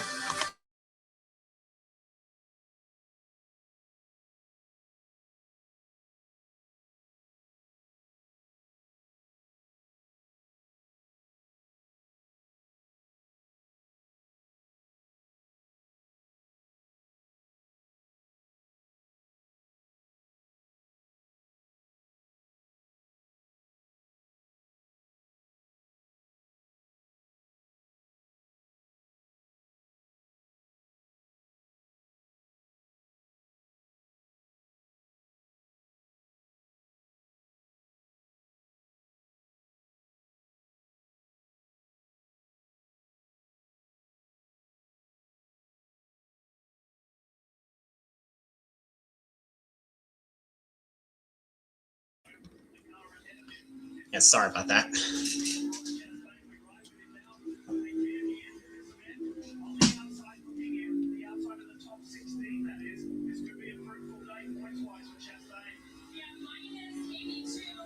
Yeah, it looks as though everyone is starting to get settled into their positions. But man, the strategy that JGR pulled off so far for Christopher Bell, Chase Briscoe, and Denny Hamlin is kind of worked so far in their favor. It's really worked in their favor. They've been able to keep their track position. I really thought they were going to get swallowed up by the fresh tires of the field behind them, but nope. They were able to keep their track position. The only driver that has lost all that track position was Michael McDowell in the 71. And he too was one of those drivers that stayed out.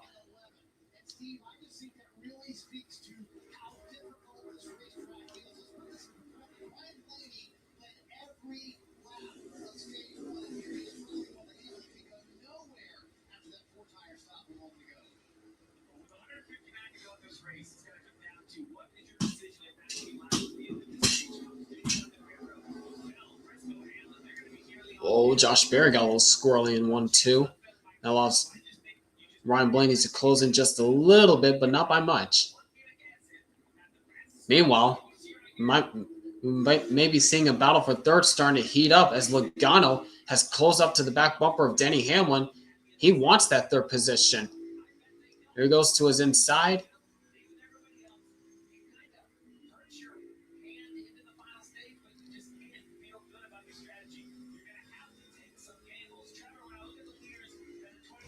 Still hanging tough on his quarter panel as Christopher Bell starting to go through lap traffic, and there goes Logano right by Hamlin for third.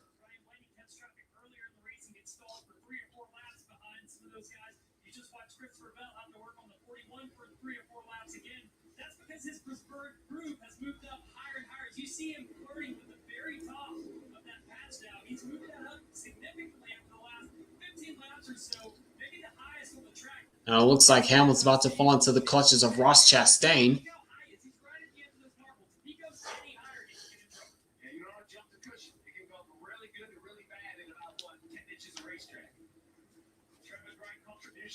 Thanks for that unique ride and perspective inside the pace car. Great stuff, mate. It's been fun, guys. If you leave me in here any longer, I might have to find a ride at 35 years old. Trevor Bayne, you can tell he's having a blast in the pace car.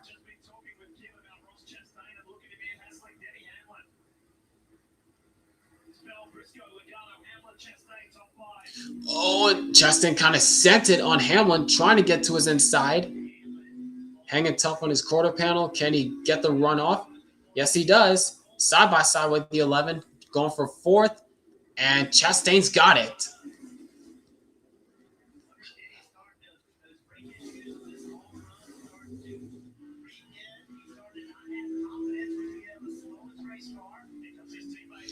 Now he's under attack from his teammate, Ty Gibbs.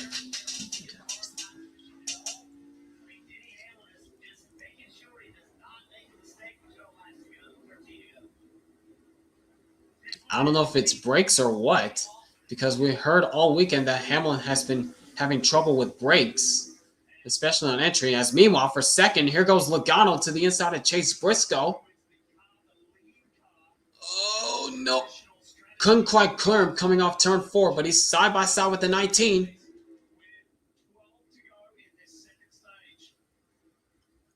And there he goes, Logano to the second position.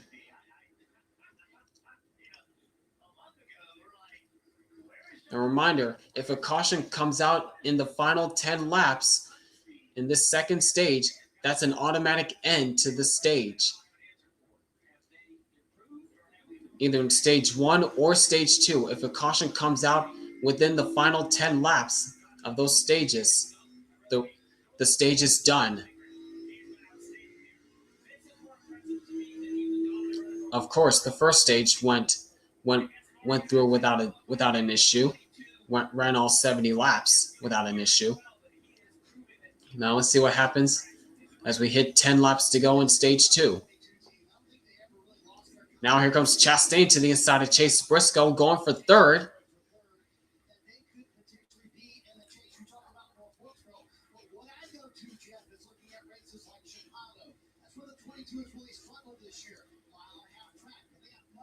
And Chastain's got it over Briscoe.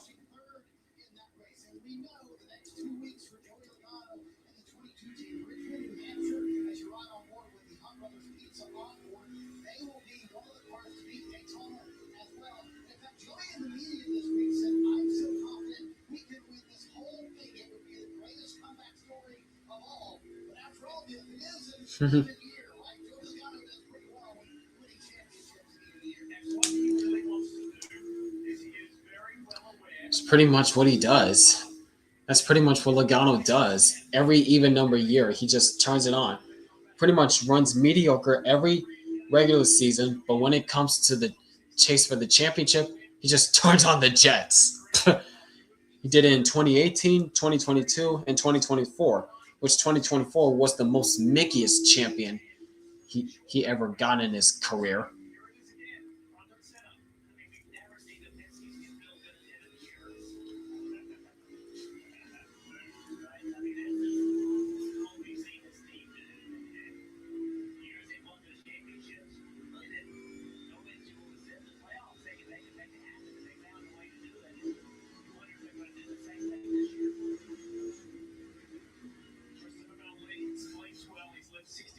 Meanwhile, back with the leader, C. Bell, as he's getting his way through lap traffic. It's up to the back bumper of the 97 of SVG.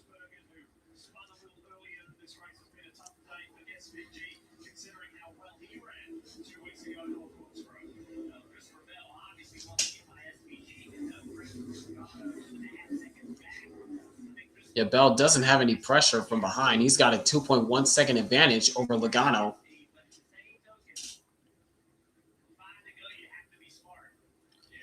Meanwhile, back with Denny Hamlin, as he's now fallen into the clutches of William Byron for 6th spot.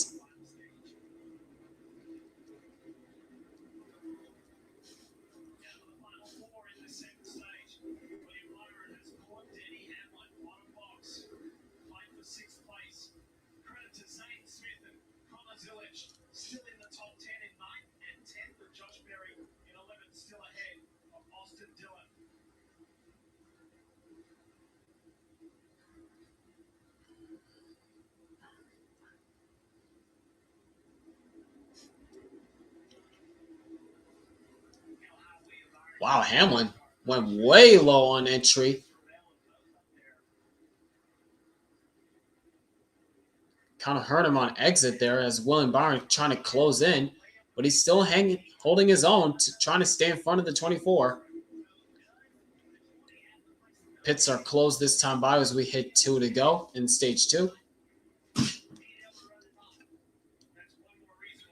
Whoa, Byron got really squirrely across turn 1. Watch out. Yeah, there it is. Once again, that bump entering turn 1, that got his car out of shape. He was able to catch it. Final lap in stage 2 now. Man, SVG, he is really doing a very solid job staying in front of the 20 to try to stay on the lead lap. Meanwhile, the battle for 6th is on as William Byron gets to his inside of Denny Hamlin, or trying to.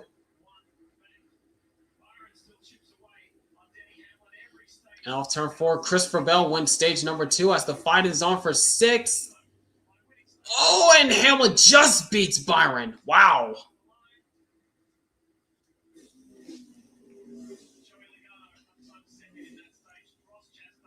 All right, 2 stages down, 1 more stage to go. Christopher Bell with a strategy that all 3 JGR teammates pulled at the end of that one at the end of that caution. Could he possibly be the driver to beat at the end of this race?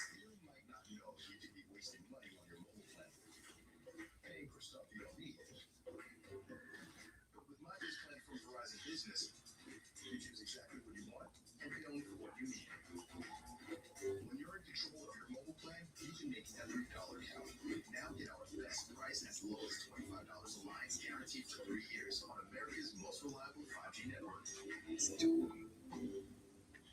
Steak, chicken, shrimp, tingles, man.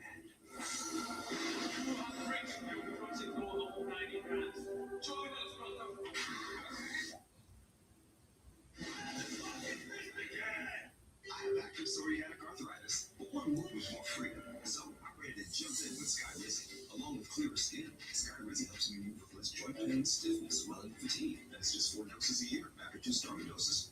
Don't use it allergic. Serious allergic reactions, increased infections, or lower ability to fight them may occur. Before treatment, get checked for infections and TB. Tell your doctor about any flu-like symptoms or vaccines. There's nothing like clearer skin and better movement, and that means everything. Ask your doctor about Skyrizi. You're getting a whole lot more with Arby's Meat and Free. 3 sides, your choice of sandwich, and now saucy buffalo ranch. More meal, more deal. Arby's, we have the meat. The Arc. New episodes Wednesdays at 10 on Sci-Fi.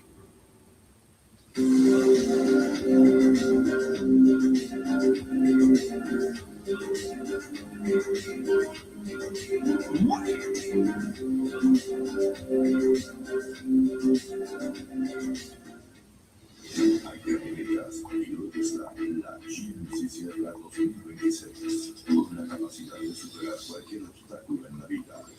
Esta es la GMC Sierra, avanzando donde más importa. GMC Sierra es la camioneta. Reciba 2.9% APR por 72 meses. Además, $1,500 de compra en efectivo en los modelos Sierra. Visite sus concesionarios GMC en el sur de California. If I really let the car was in I would definitely Fair, that's fair. And you are the guy. And I actually have a driving experience. I still know how to use the brake and the clutch and the gas. I don't use a clutch.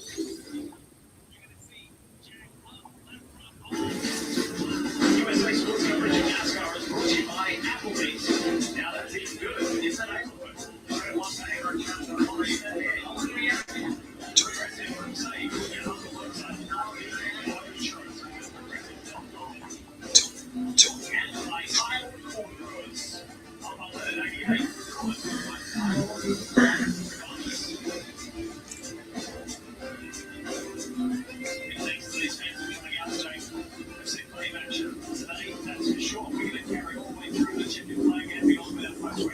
All right, here they come. Here they come.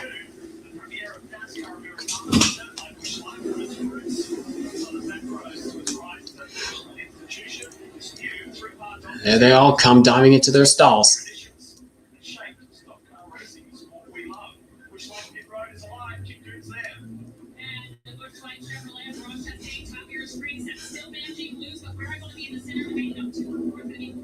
Chastain's down in the way with a 10-second flag. Seabell with the 9.8.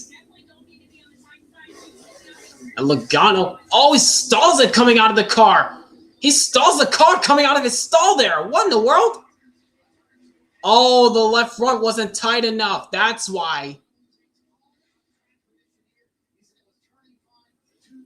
The left front was not tight. You cannot make those mistakes. You cannot make those mistakes. Ouch. Yep. Yep, the left front, the left rear, yeah, you see it right there. It's not on tight. You cannot make those mistakes. Phew. That's going to cost him dearly. And Joey Laguna suffers bad luck. A surprise to no one.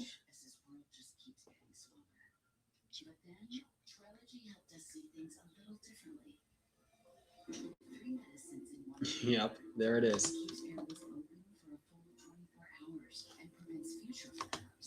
Once daily Trelegy also improves lung function, so he can breathe more freely all day and night. Trelegy won't replace a rescue inhaler for some breathing problems. Tell your doctor if you have a heart condition or high blood pressure before taking it. Do not take Trelegy more than prescribed. Trelegy may increase your risk of thrush, pneumonia, and osteoporosis. Call your doctor if worsen breathing, chest pain, mouth or tongue swelling, problems urinating, vision changes, or eye pain occur.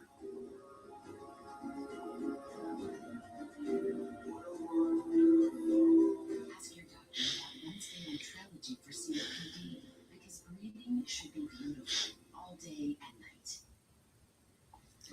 Hi, I'm Liberty Liberty, and I'm here to tell everyone about Liberty Mutual's great coverage and savings. It's car insurance that feels great. Great coverage, great savings. Liberty, Liberty, Liberty. Liberty. What does the $7 big deal get you at Sonic? The real question is,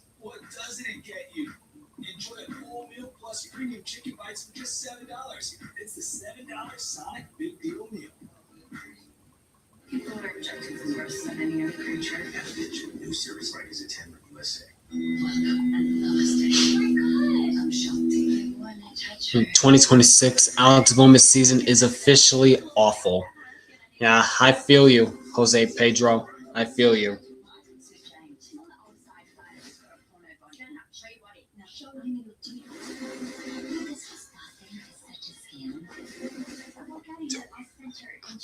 Do we look chill to you? Not doing anything illegal?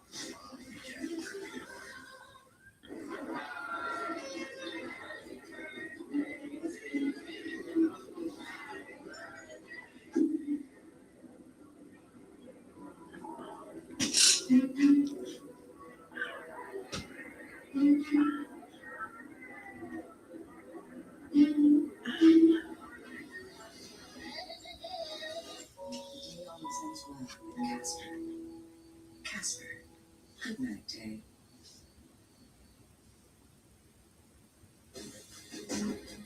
With DraftKings, you can take a game anyway. Let's take a look at today's driving practice presented by DraftKings. Well, you need to prepare to find that training position with some sort of strategy. Fuel window. Somehow you have to cycle to the front. And you flip it, make sure you're taking care of it. It's got to be fast at the right time. Mistakes. Well, we've seen plenty of those on pit road. DraftKings is now live in all 50 states. New DraftKings customers can spend $5 to get $150 in bonuses. Total bonuses. Download the DraftKings app. Use promo code CAR when you sign up. Huh? Why did we stay out? Why did Elliott stay out?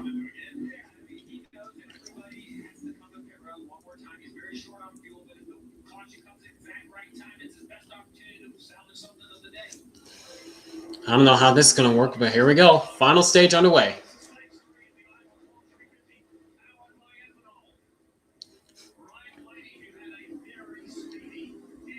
Oh, hang on to it, Blaney. Watch out.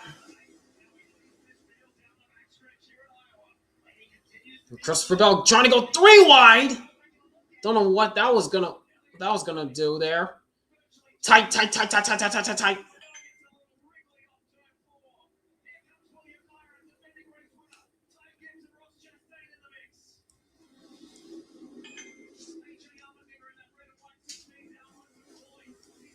Oh, watch out.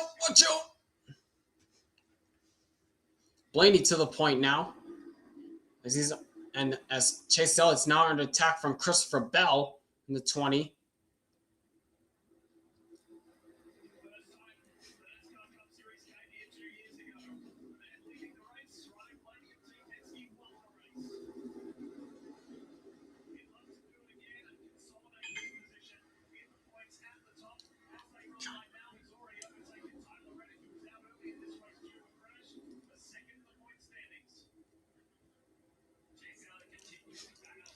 Man, Elliott, he's trying to hold his own on the high side, trying to hold Christopher Bell back to keep his track position. And what that's doing, that's helping Ryan Blaney a lot, as he's pulled out to like a second lead over the battle for second that continues to rage on as Hamlin tries to go 3 wide in the middle, but to no avail. When he gets to the inside of William Byron, nearly washes up the racetrack. Now he clears the 24. Oh, watch out, Briscoe. Almost contact with the 24. 3 wide. Here comes Dillon to the inside of these two.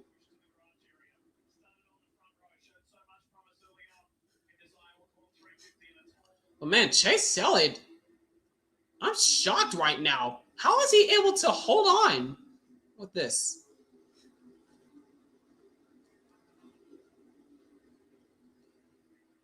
I'm shocked with the job that Chase Elliott's doing right now.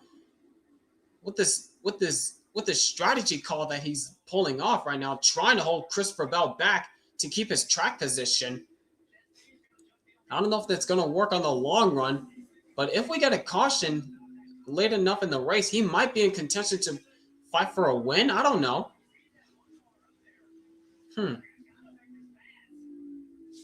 But now there goes Christopher Bell right by the 9.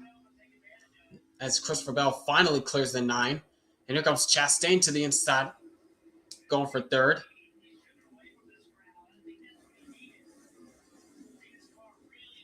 And Chastain really washes up the racetrack trying to clear the 9, and he does it.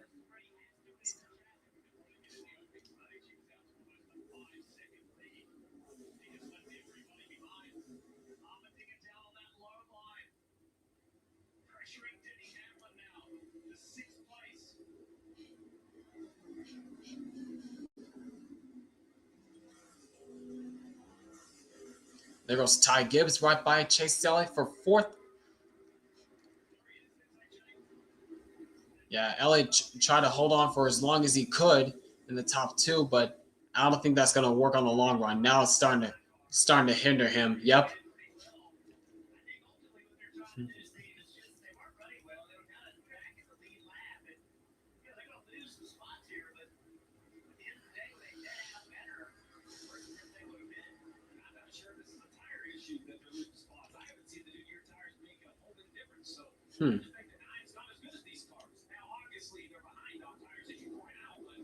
Yeah, very behind on tires.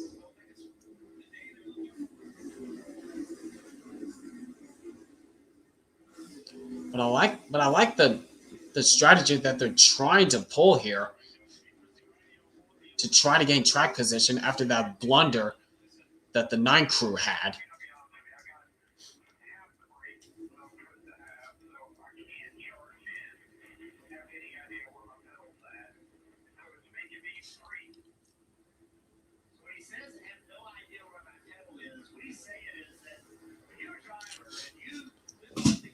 Grandpa! What is it, Ty? I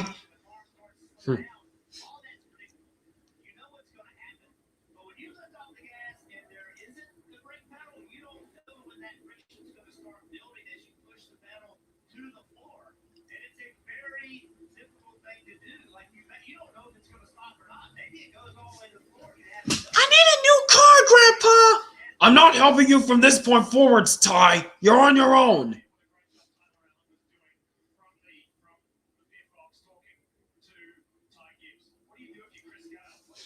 There's Austin Dillon getting by Chase Elliott. Now it's the Chase and Chase show for 8th spot.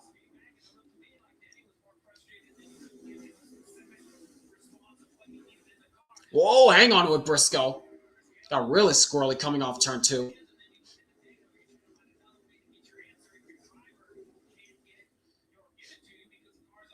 Hey, Joe, what did you do to Hamlin's car?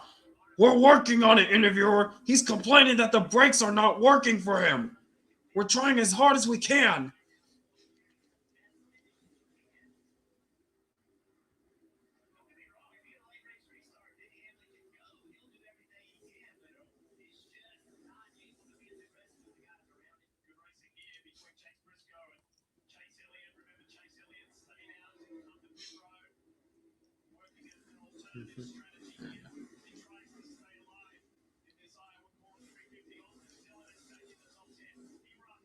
Did Chase not pit? Yeah, he stayed out for some reason, trying to gain track position.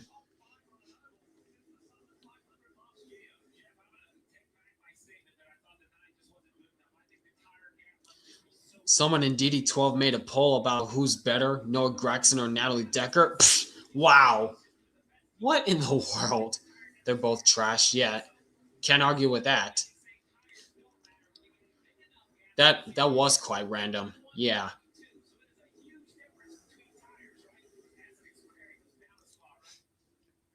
There goes Byron right by his teammate.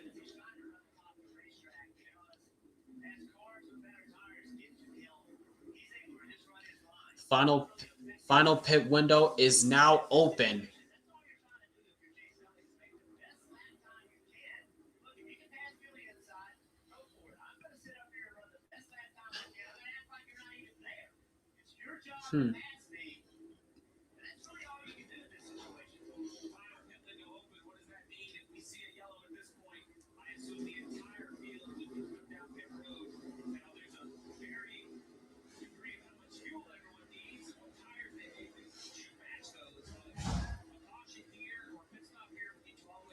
Meanwhile, for the 3rd position, Ross Chastain is now under attack from Ty Gibbs. As Chase Elliott's trying to hang on to the top 10 position, but here comes Noah Gragson to his inside. But up front, it is Ryan Blaney, the driver who has led the most laps as of now, continuing to control the race. Richmond is next week, I believe. Yes, you are correct, NASCAR fan.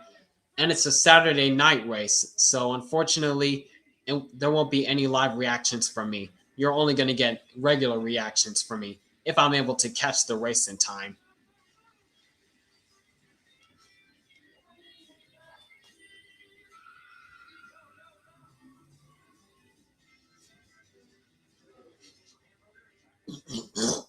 Trucks and Cup. Well, maybe I'll do Trucks reactions on the Friday night. I might do Trucks reactions on Friday night because it's going to be Friday afternoon here on the West Coast, but we'll see. We'll find out. I'll keep you guys posted. Yeah, I'll keep you guys posted whether or not I'm going to be doing Trucks on Friday night. And you are correct, Zentrex. No O'Reilly Series races until Daytona. Yep.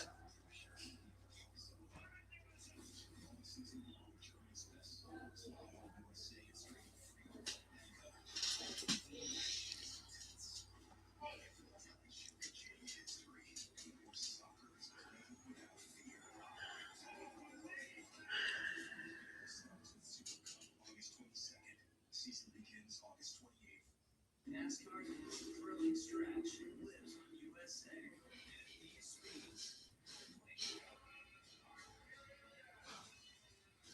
Only 3 races left before the historic return of the chase.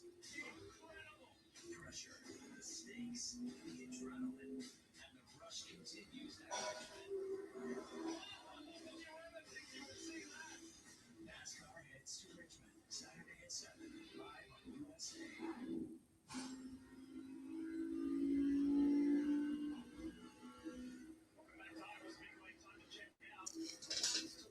All right, here's Carter One Bank ones to watch as we have about 107 laps to go in this race. Steve Letarte has his eyes on Ty Gibbs, currently running third right now.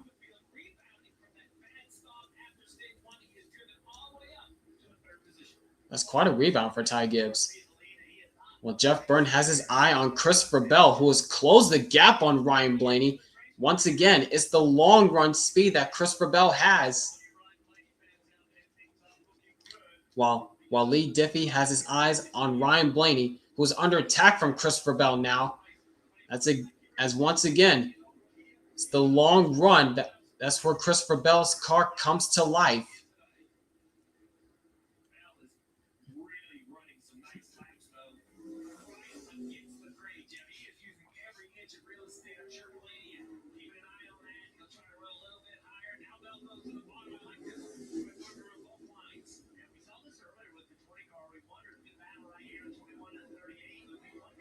Meanwhile, it's a battle going on for 12th between Josh Berry and Zane Smith. Just cleared him. Josh Berry just clears Zane Smith there. Whoa! Watch out. I don't know if Blaney got loose or what, but he did not get through turns 3 and 4 well at all.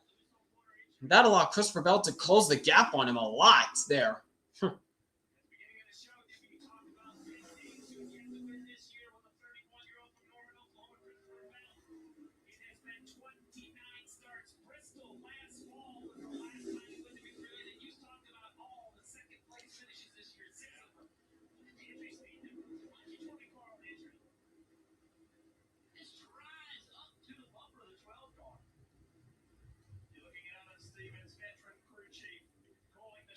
I think Ryan Blaney has to change his line right now.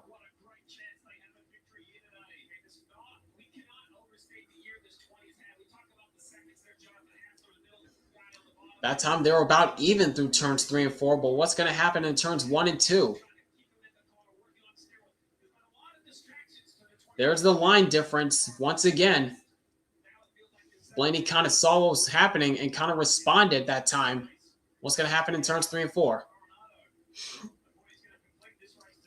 Oh, and Christopher Bell, he is Wow, he is able to drive it into turns 3 and 4, but that just cost him some time as he wiggled coming off turn 4 there.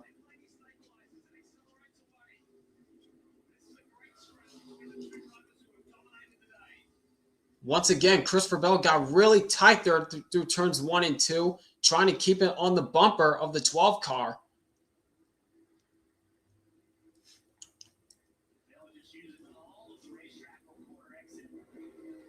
Meanwhile, looking back at Joey Logano, who had that terrible pit stop during that stage 2 caution. Trying to rebound. This battle for 17th overall. It's Ty Dillon's in 17th. Now Logano's up to 18th right now.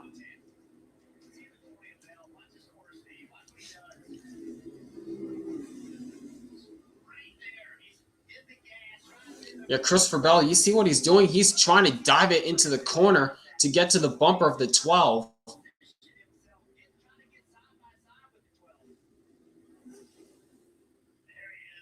Oh, he tried. He almost got to the corner panel. Not quite there yet, but he's there. He is there.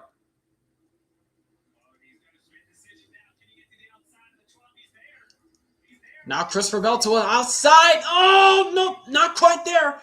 Blaney couldn't block. He couldn't block. And there goes Christopher Bell right by him on the high side. But Blaney's going to try to stay with him. Not quite. Oh, and Elliott's pitting.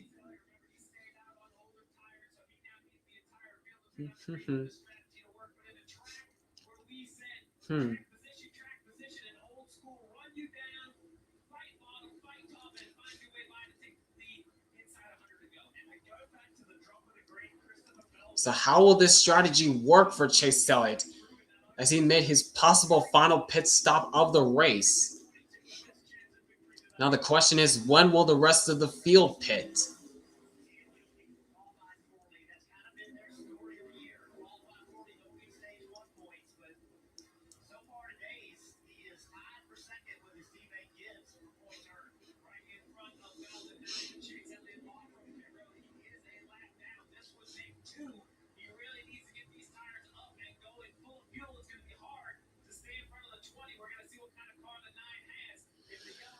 We'll see. We'll see.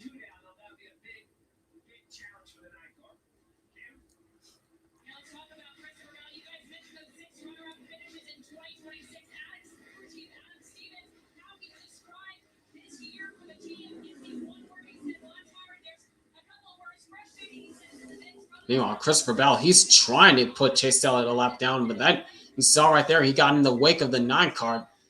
Also a couple car lengths right there.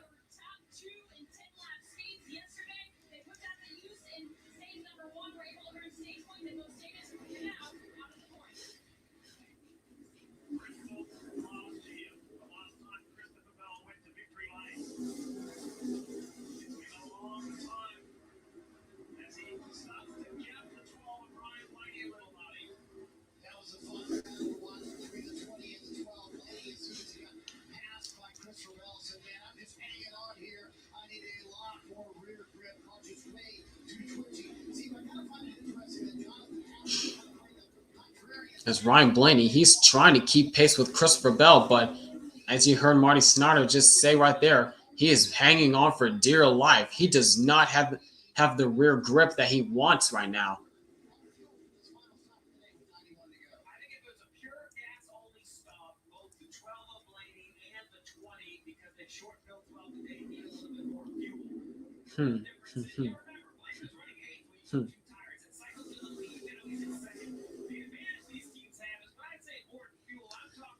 As the battle for 4th is going on right now, as Ross Chastain is falling to the clutches of Denny Hamlin.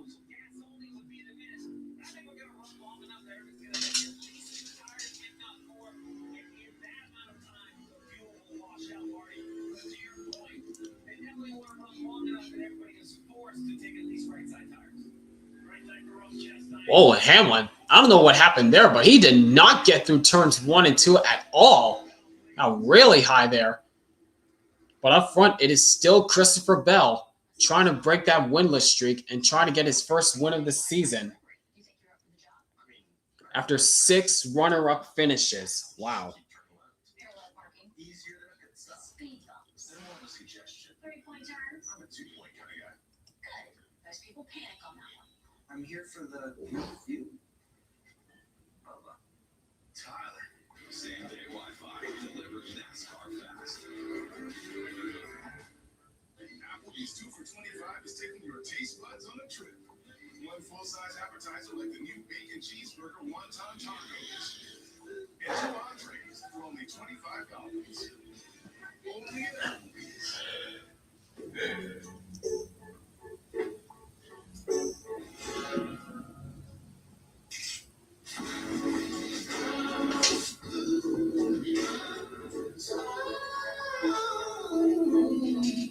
Your truck needs to work hard.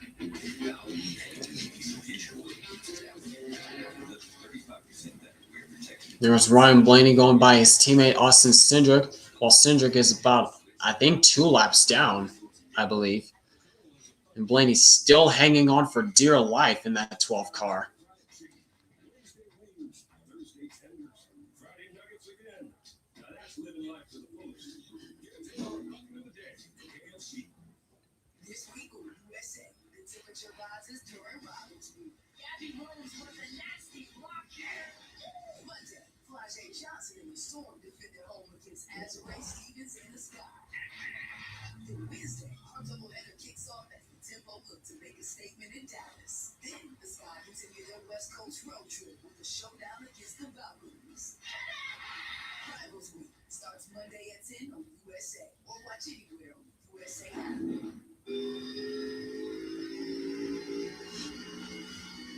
So we're back once again. There's 84 laps to go in this race as Christopher Bell continues to hold the lead. But the question still remains of when these drivers have to make their final pit stops. For Christopher Bell and Ryan Blaney, it's pretty much going to be a fuel-only stop. Because they need to top off with fuel. While Chase Elliott, he's good to go on fuel, as he just pitted.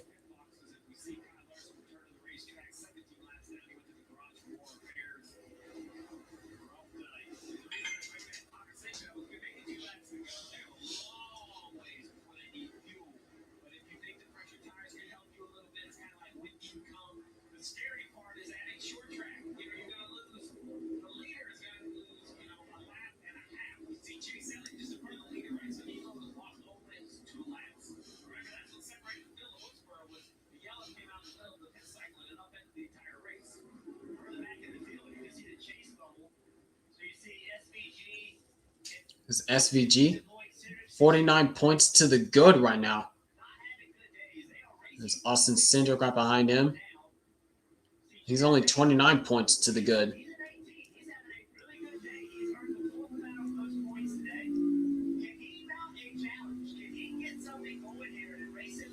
Oh, hang on to it, Chastain. Got a little squirrely in turns 1 and 2. That's probably why, because he's under attack from Denny Hamlin, who just got to his inside. There goes Hamlin right by him for 4th.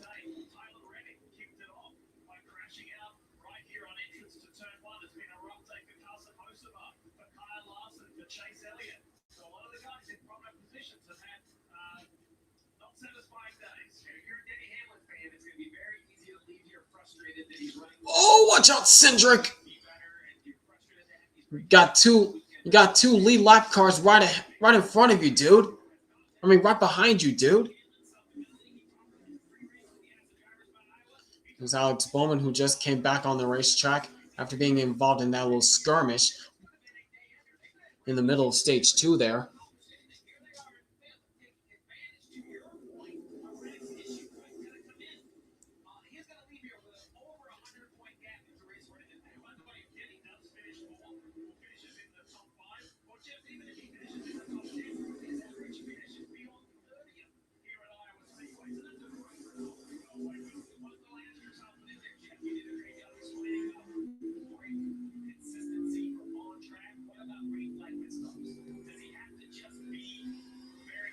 Chastain, he's doing a very solid job keeping Hamlin behind him.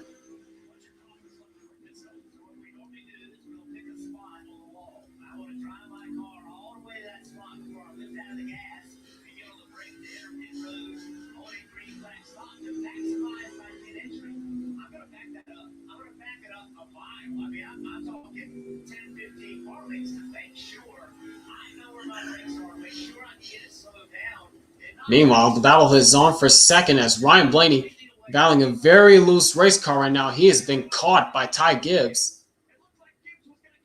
But Gibbs got a little squirrely in turns 1 and 2. Once he got to the back bumper of the 12, he could not capitalize. Yep. That little wiggle there, that cost him some time, but he's still trucking.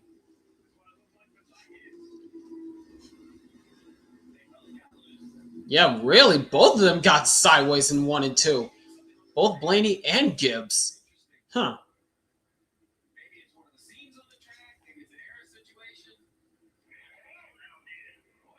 Oil? Oil on the racetrack? Here's Ty Gibbs again to the inside of the 12. And there goes Ty Gibbs to the second spot.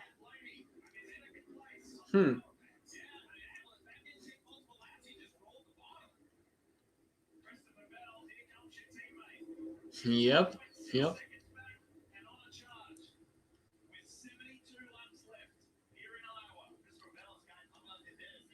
Oh my gosh, a lot of traffic in front of these guys.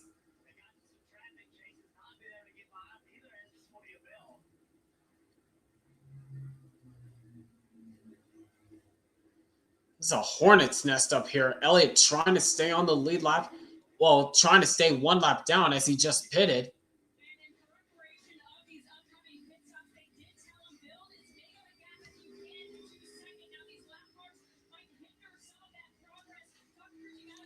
The Grandpa, tell NASCAR to throw the caution. There's oil on the track. I don't see any oil, Ty. Stop lying.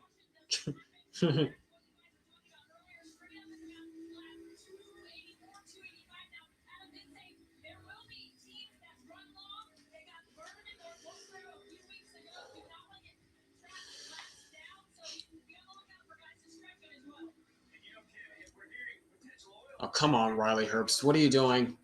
What are you doing, Riley? Just cleared. That explains how Blaney and I almost crashed. You're just battling loose race cars, Ty. Simple as that. Now focus.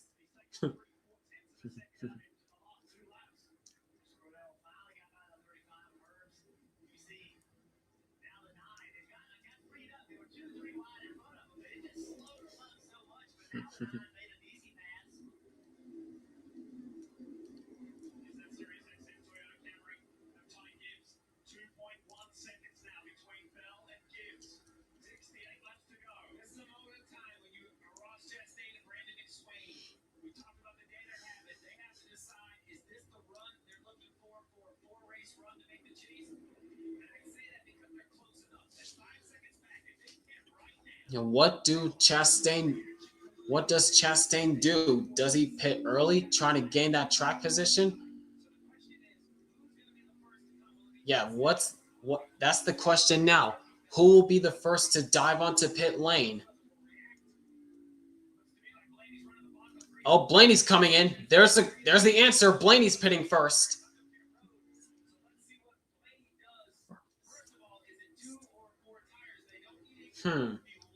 What will be the call? 2 or 4 tires for Blaney?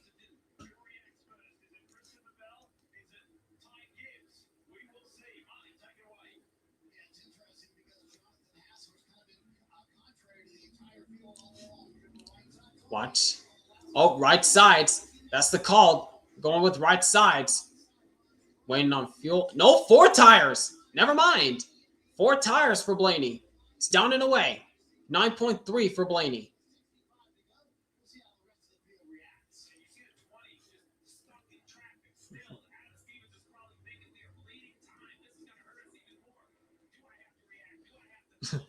Can we just acknowledge the fact that Ryan effing Blaney almost ran over a dildo on the pit line? What? What the heck? It's Justin Boy. Oh my gosh. Dude. Now Hamlin's on pit lane. Oh, watch out.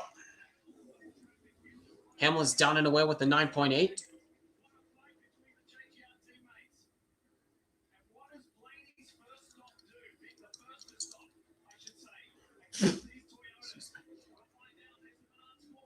There's Blaney who just pitted.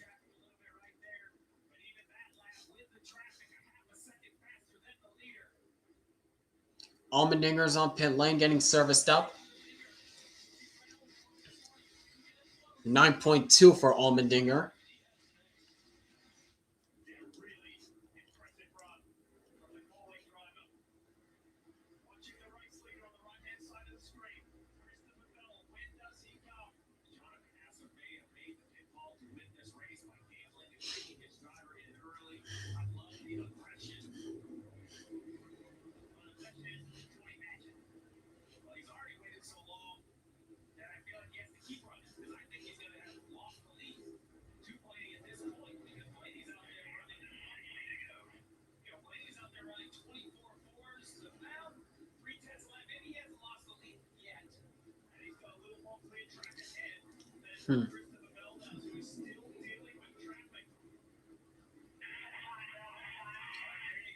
There's the call right there. Christopher Bell's coming in this time by.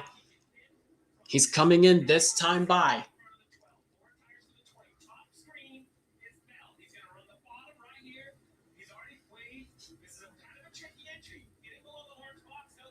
Whoa.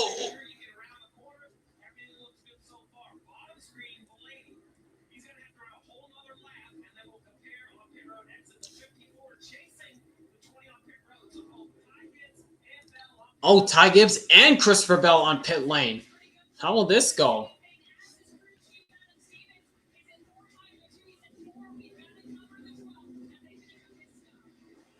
Oh, Ty Gibbs gets out in front of Bell. Ty Gibbs gets out in front of Bell. Hold on a second. Oh, boy. Oh, boy. Now, where's Blaney? Just entering turn one right there. Nope. No, Blaney doesn't get Bell. Shocking.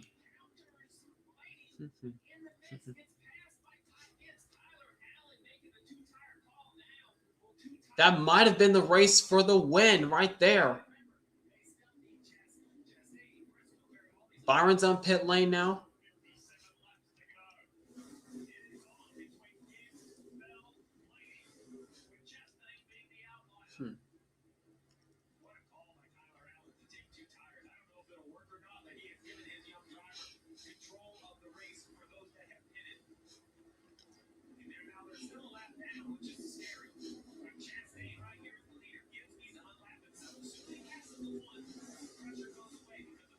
Whoa, hang on a minute.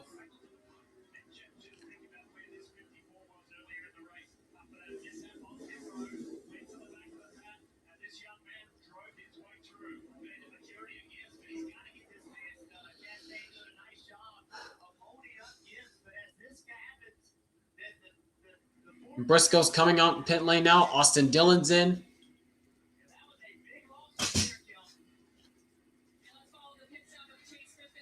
Ty Gibbs is probably like, come on, Chastain, you're holding me up here. Finally gets in front of the one, unlaps himself.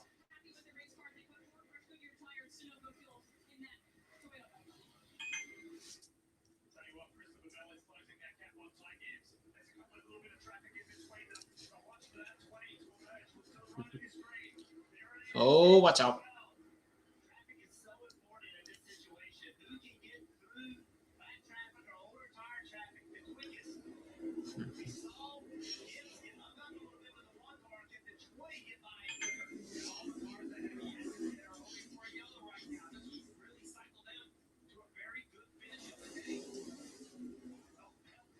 Oh, split through the middle.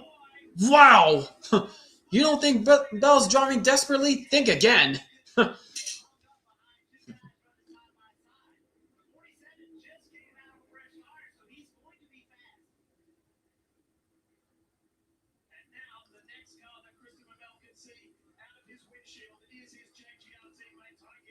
Josh Berry just pitted. Riley Herbst just pitted.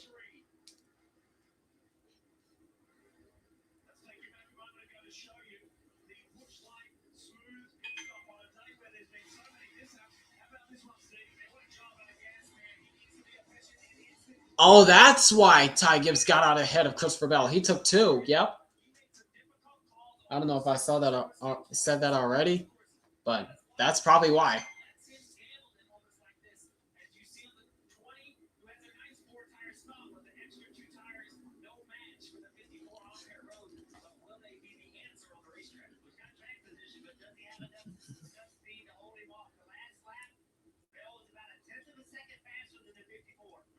Oh, Bell's closing.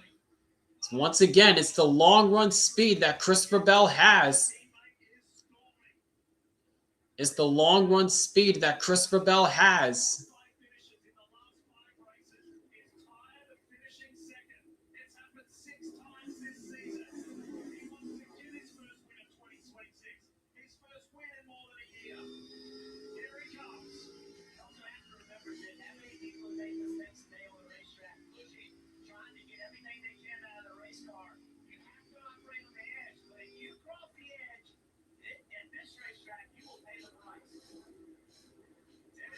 Logano's coming on pit lane now.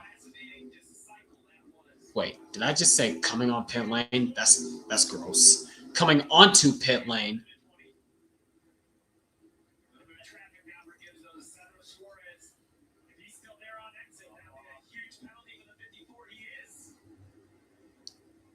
And that is not what Ty Gibbs wants right now.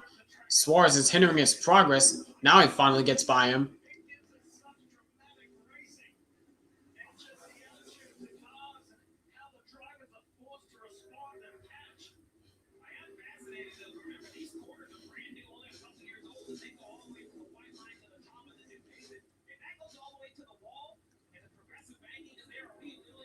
This is still for provisional P1 when the rest of the leaders pit.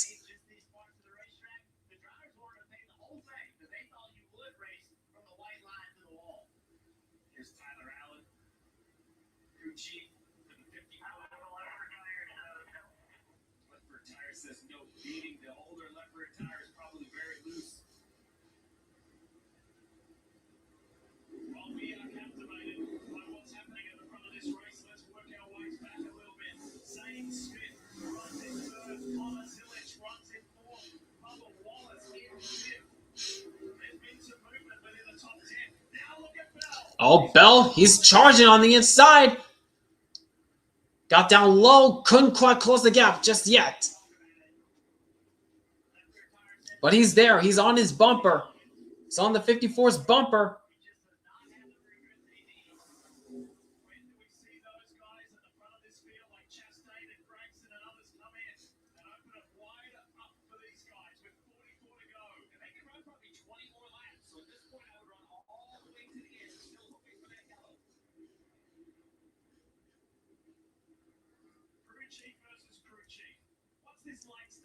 Tyler Allen versus Adam Stevens. Ty Gibbs versus Christopher Bell, possibly for the win. Ty Gibbs already has a win this season, while Christopher Bell's still looking for his first win of the season after 6 runner-up finishes.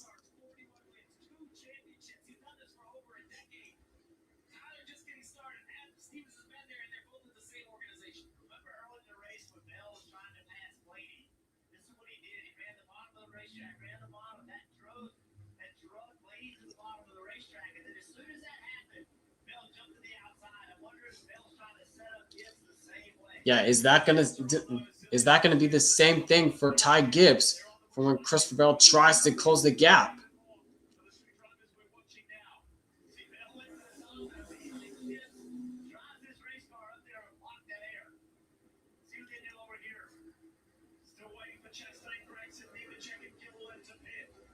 Coming up on Todd Gillen right now.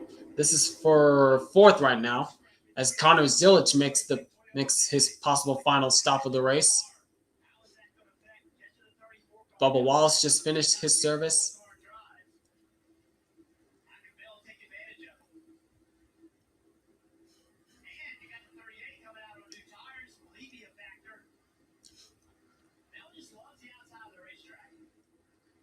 Oh, now he's got Zane Smith on his inside. And Ryan Blaney, who was closest to them, has just crossed the finish now. There's Coach Gibbs. Watching his drivers, one of them his grandson, put on just an epic fight here in Iowa.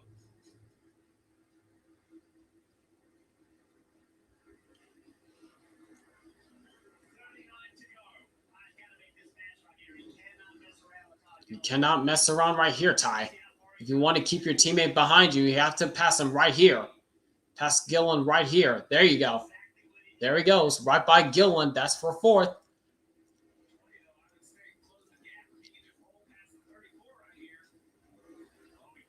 Wow. And Christopher Bell made that pass look easy. Just rolled through the bottom side of turns 3 and 4. Still maintaining a couple car lengths.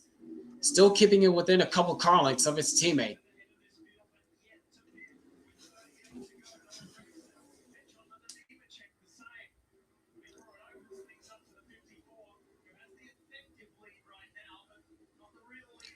Oh! Bell got sideways there in turns 3 and 4 that time. He slid it that time in turns 3 and 4, trying to keep up with his teammate.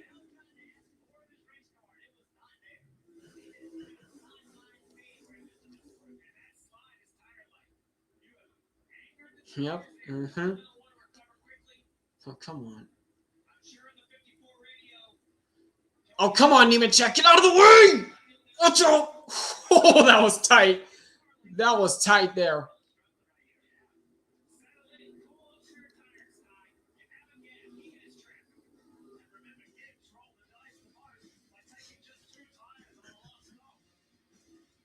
But up front, it is still Chastain, but he still needs to pit. When will he pit? That's the question still. When will Noah Gregson and Ross Chastain? They just got by Nemechek and Gilliland and Suarez and Byron crew. But when will those guys pit? Because they are tight on fuel. Yogi Crawford. Hi, my name is Bear. Hey, Bear.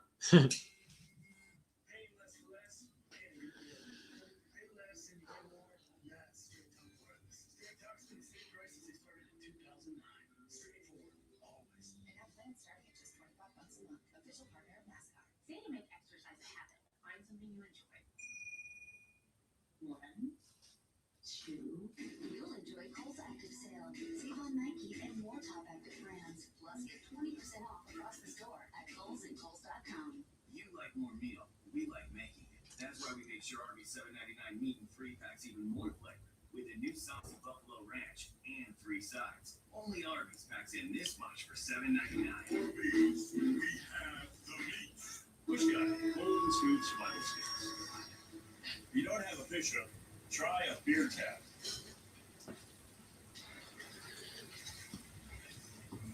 Now that's the catch. Ready for the mountains. After a summer filled with a beautiful game, yes, dreams.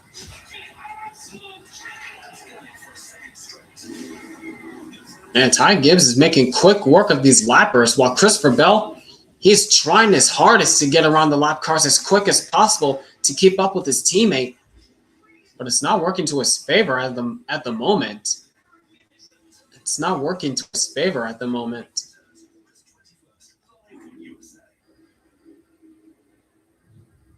30 laps to go here in Iowa. We'll bring you post-race coverage as well, all the celebrations and interviews.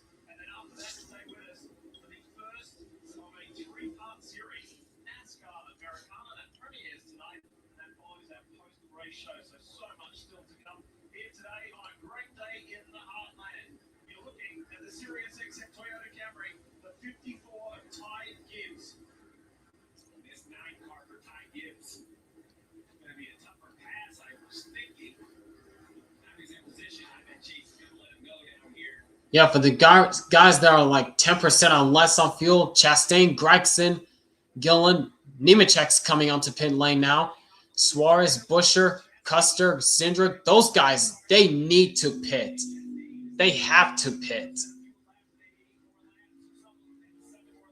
Hey, James Wormsley. Yep, 2K. Yes, sir. lap machine. How's it going to eventuate? How's it going to work out? 28 to go. He's got him in here. Getting a lap now.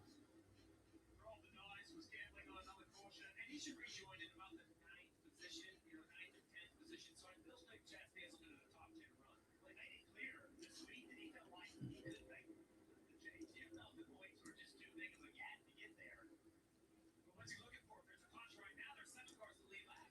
That could be up to him. Four fresh tires, air room a little bit, sprint for the finish. You're almost guaranteed a top 7. Yeah. And he's been running in that top 7, top 5 pretty much all day. Daniel Suarez is now pitting.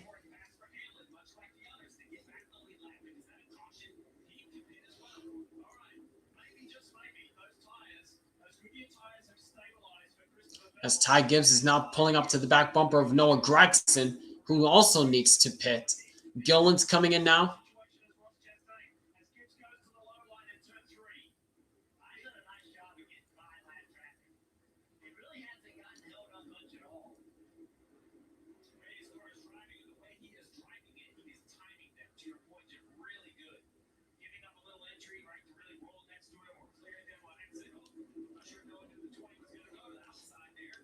As Christopher Bell just squeezes by the high side of Gragson there.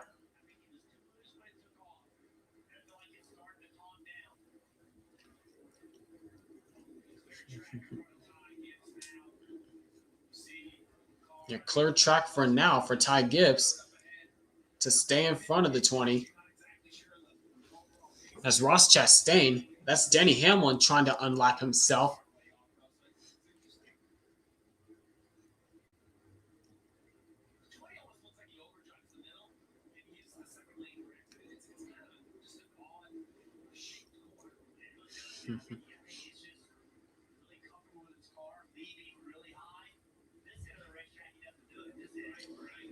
There goes Chase Briscoe right by Chastain trying to unlap himself, just like Hamlin did.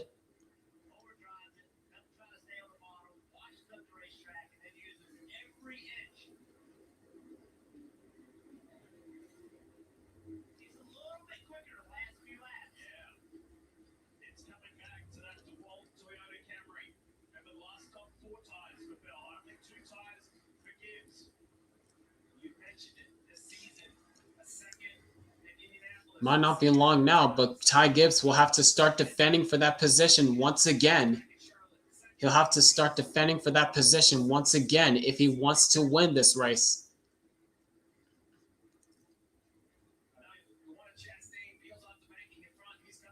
Oh, Chastain's finally giving it up. Yep, Chastain is finally giving it up.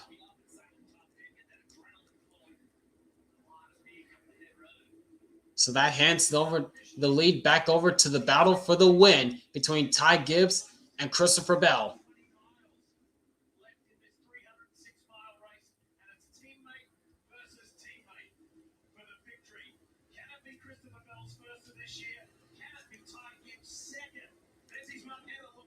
There's Heather Gibbs, Ty Gibbs' mom, watching over. Less than 20 laps to go in this race.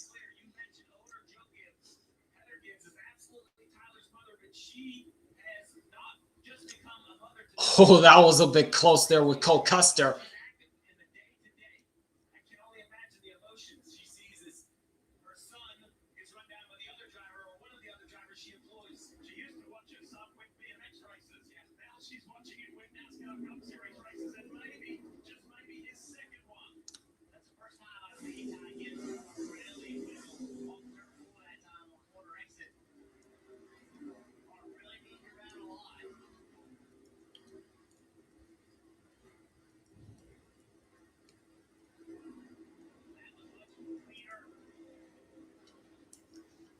But Ty Gibbs still holding his own as he just gets by Carson Hocevar. Now Christopher Bell's going to have to deal with that. Oh, watch out. A little tight there coming off the corner.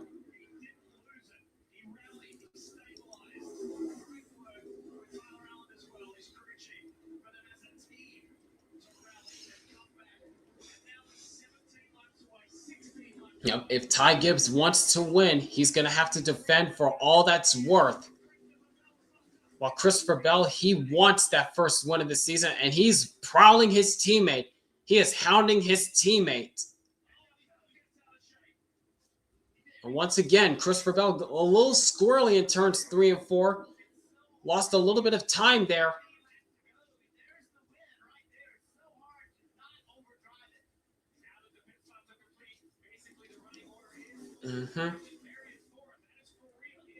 I think that's what Ty Gibbs is probably hoping for. He's hoping that Christopher Bell makes a mistake in either 1 and 2 or 3 and 4. They've got about a 6.7 second gap over Ryan Blaney in third. Oh, Christopher Bell loose again in 1 and 2.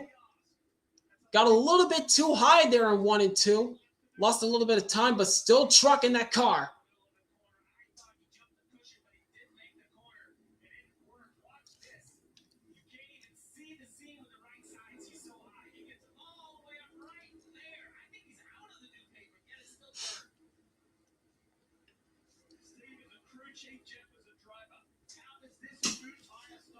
Pretty sure Ty Gibbs' heart is in his stomach right now.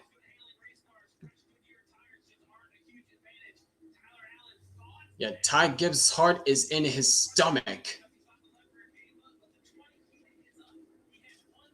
Trying to hold off Christopher Bell. While Christopher Bell, he is desperate for a win this season.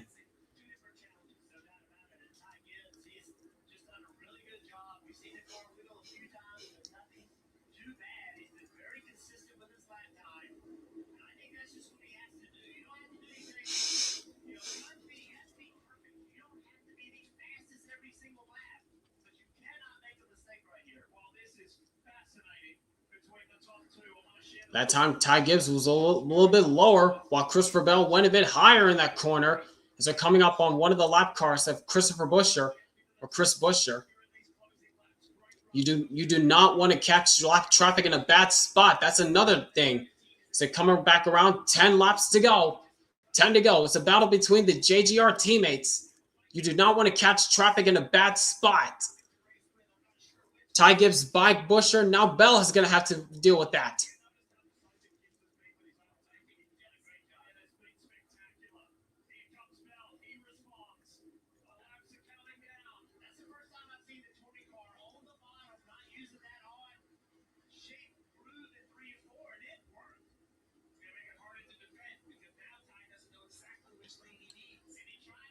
Yeah, you're going to have to defend. Ty Gibbs is going to have to defend. If he wants his second career today, he's going to have to earn it.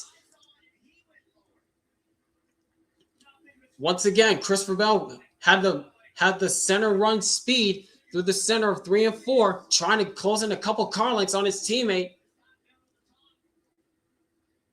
This time, Christopher Bell goes high, while Ty Gibbs was in the middle of the corner that time. Now what? That time, Bell goes low, trying to gain it, trying to gain those car lengths back. Yeah, get out of the way, Connor Zilic. Get out of the way. Let these two battle. Oh! Christopher Bell went high. He tried to send it into the corner, trying to get to the back bumper of the 25 of the 54.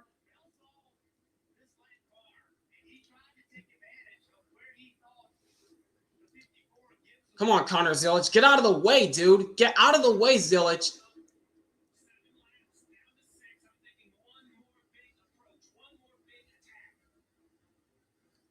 I think Christopher Bell, yeah, as Steve Letarte just said, he possibly has one more shot at Ty Gibbs if he wants to win.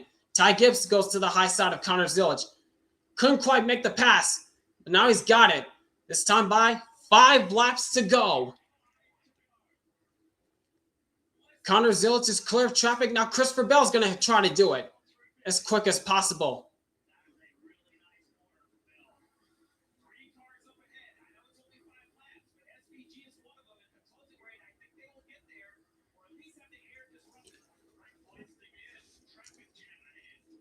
Well, that time Christopher Bell wasn't able to get off turn 4 that time. That allowed Ty Gibbs to pull away. But look at the traffic in front of these two. Another big opportunity coming for Christopher Bell if he wants to make the win, to get the win. Gisbergen wisely gets out of the way.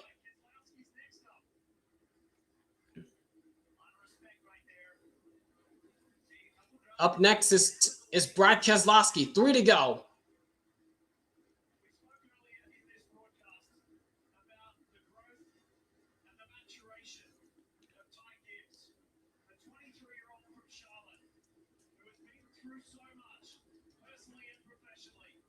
Oh, Christopher Bell goes low.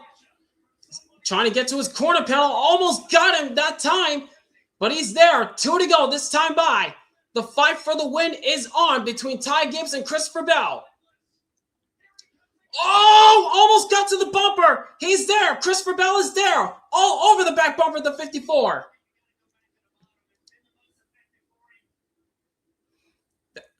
Oh, Gibbs got loose, but he's still maintaining a couple car lengths. This time by.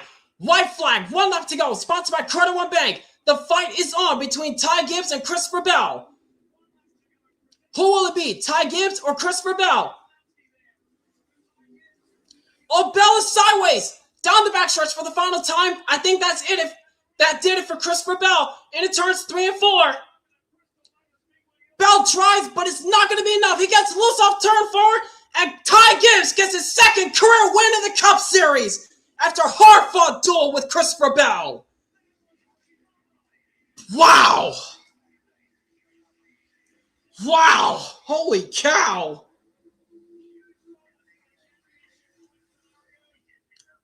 Holy cow, what a fight.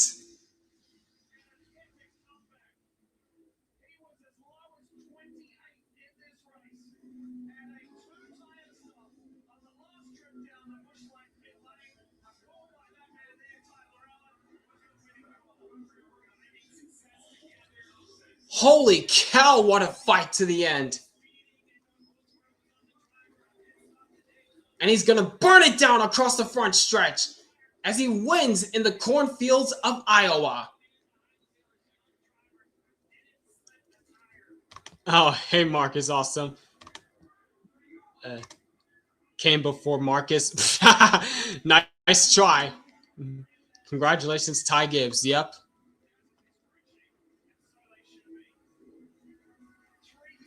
And Ty Gibbs gets his first win with Sirius XM as a sponsor. Wow.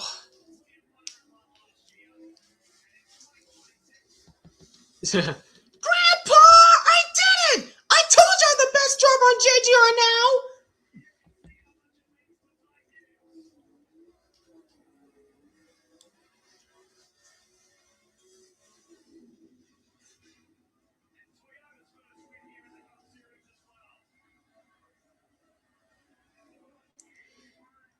Huh. What a burnout.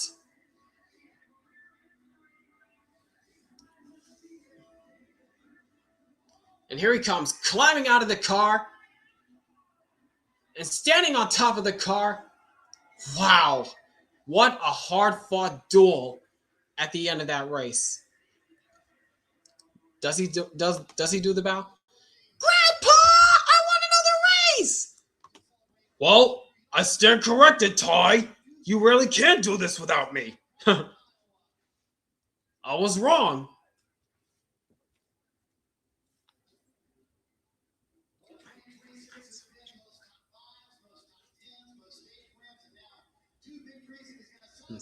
Sorry, Marcus. Who cares about that Seabell spammer? Who cares about that Seabell spammer?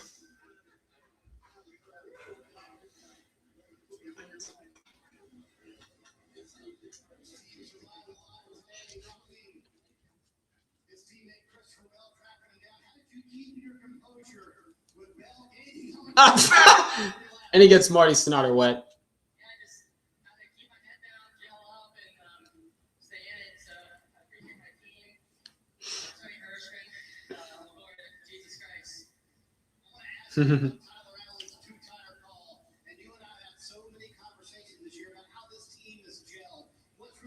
And Christopher Bell on the left-hand side of your screen, that's his 7th runner-up this season. Wow. Ty Gibbs' Oh no. Ty Gibbs' glasses look like he's wearing glasses an American man would wear. Yeah, because it does have that shady blue. It does have that shady blue.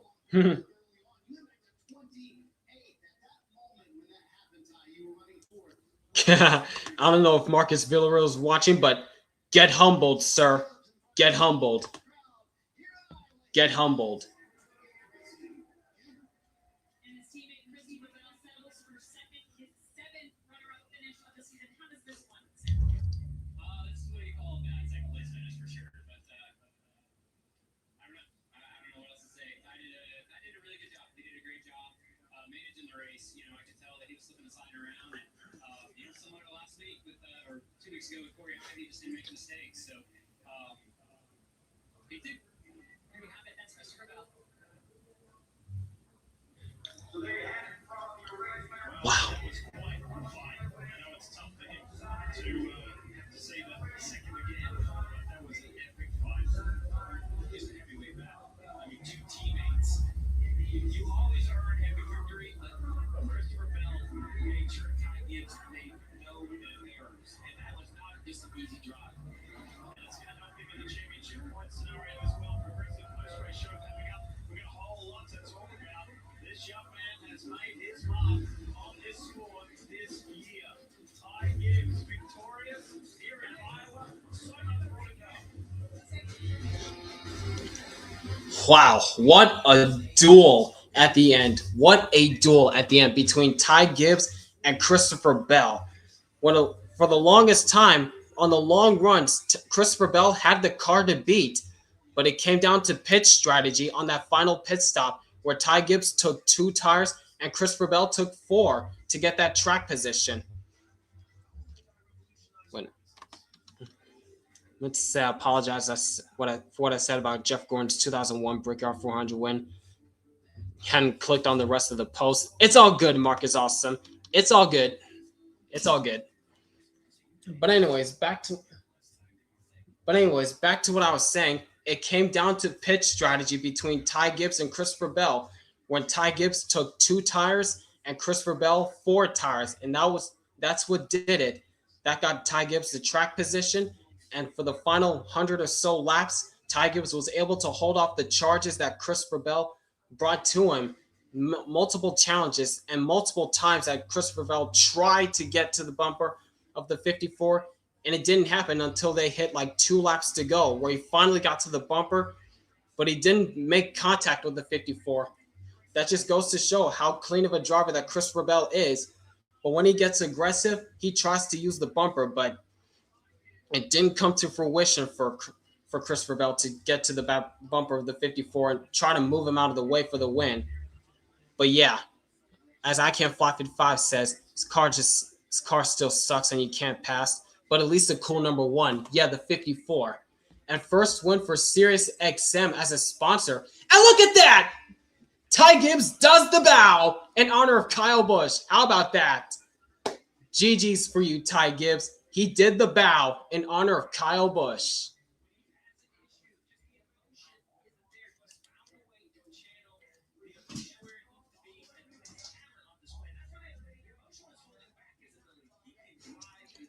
Wow. But yeah, overall for this race, it had its moments in between, but yeah, this car, it still needs a lot of work on the short tracks. At least we had like high horsepower with 750 horsepower with the car. You saw some cars kind of like slip and slide at some points, especially at that ending where Christopher Bell tried to get to the bumper, of the 54. But yeah, you had its moments. You saw some cars sliding around. His first win for Sirius XM since 2020 with Martin Truex Jr. at the Summer Martinsville race. Oh yeah, that's right. That's right. I forgot that Martin Truex won at Martinsville in 2020 with Sirius XM as a sponsor. I completely forgot about that. Thanks for the reminder, I Can't Fly 55. But yeah, overall for rating of this race, I'll give it like a 7 out of 10. It wasn't the best, but it had its moments. We saw cars sliding around, especially on the restarts where drivers were getting like antsy. But yeah, there's still a lot of work that needs to be done with these cars. But yeah, anyways, congratulations to Ty Gibbs on getting his second career win this season in 2026. Next weekend, they're off to Richmond for the Saturday night race in Richmond, Virginia. And unfortunately, there won't be any live reactions. And possibly regular reactions, depends on if I catch the race in time next Saturday night. But I'll keep you guys posted on what happens next Saturday night when they head to Richmond. But anyways, congratulations to Ty Gibbs on getting his second career win. He is hot this season. Now he's officially second in the points behind Denny Hamlin. Did he do the bow? Yes, he did. He did do the bow, John. But anyways, I'll catch you guys next weekend on whatever happens for Richmond next Saturday night. Whether it's regular reactions or whatever. I'll keep you guys posted. But anyways, it's been your boy Cito Brown. You all have a great rest of your weekend, and I'll keep you guys posted for what happens next Saturday night. And before I sign off, I want to say you guys once again, thank you guys so much for 2,000 subscribers. Literally, I was making posts about updates about what was going on in the NASCAR world. Then I saw my subscriber count jump to 2,000, and it's all thanks to the support of you guys. I really appreciate you guys so much for 2,000 subscribers. The road to 3K starts now. Thank you guys so much. You all are awesome out there. But anyways, you'll have a good rest of your day. Peace out, y'all, and have a good one.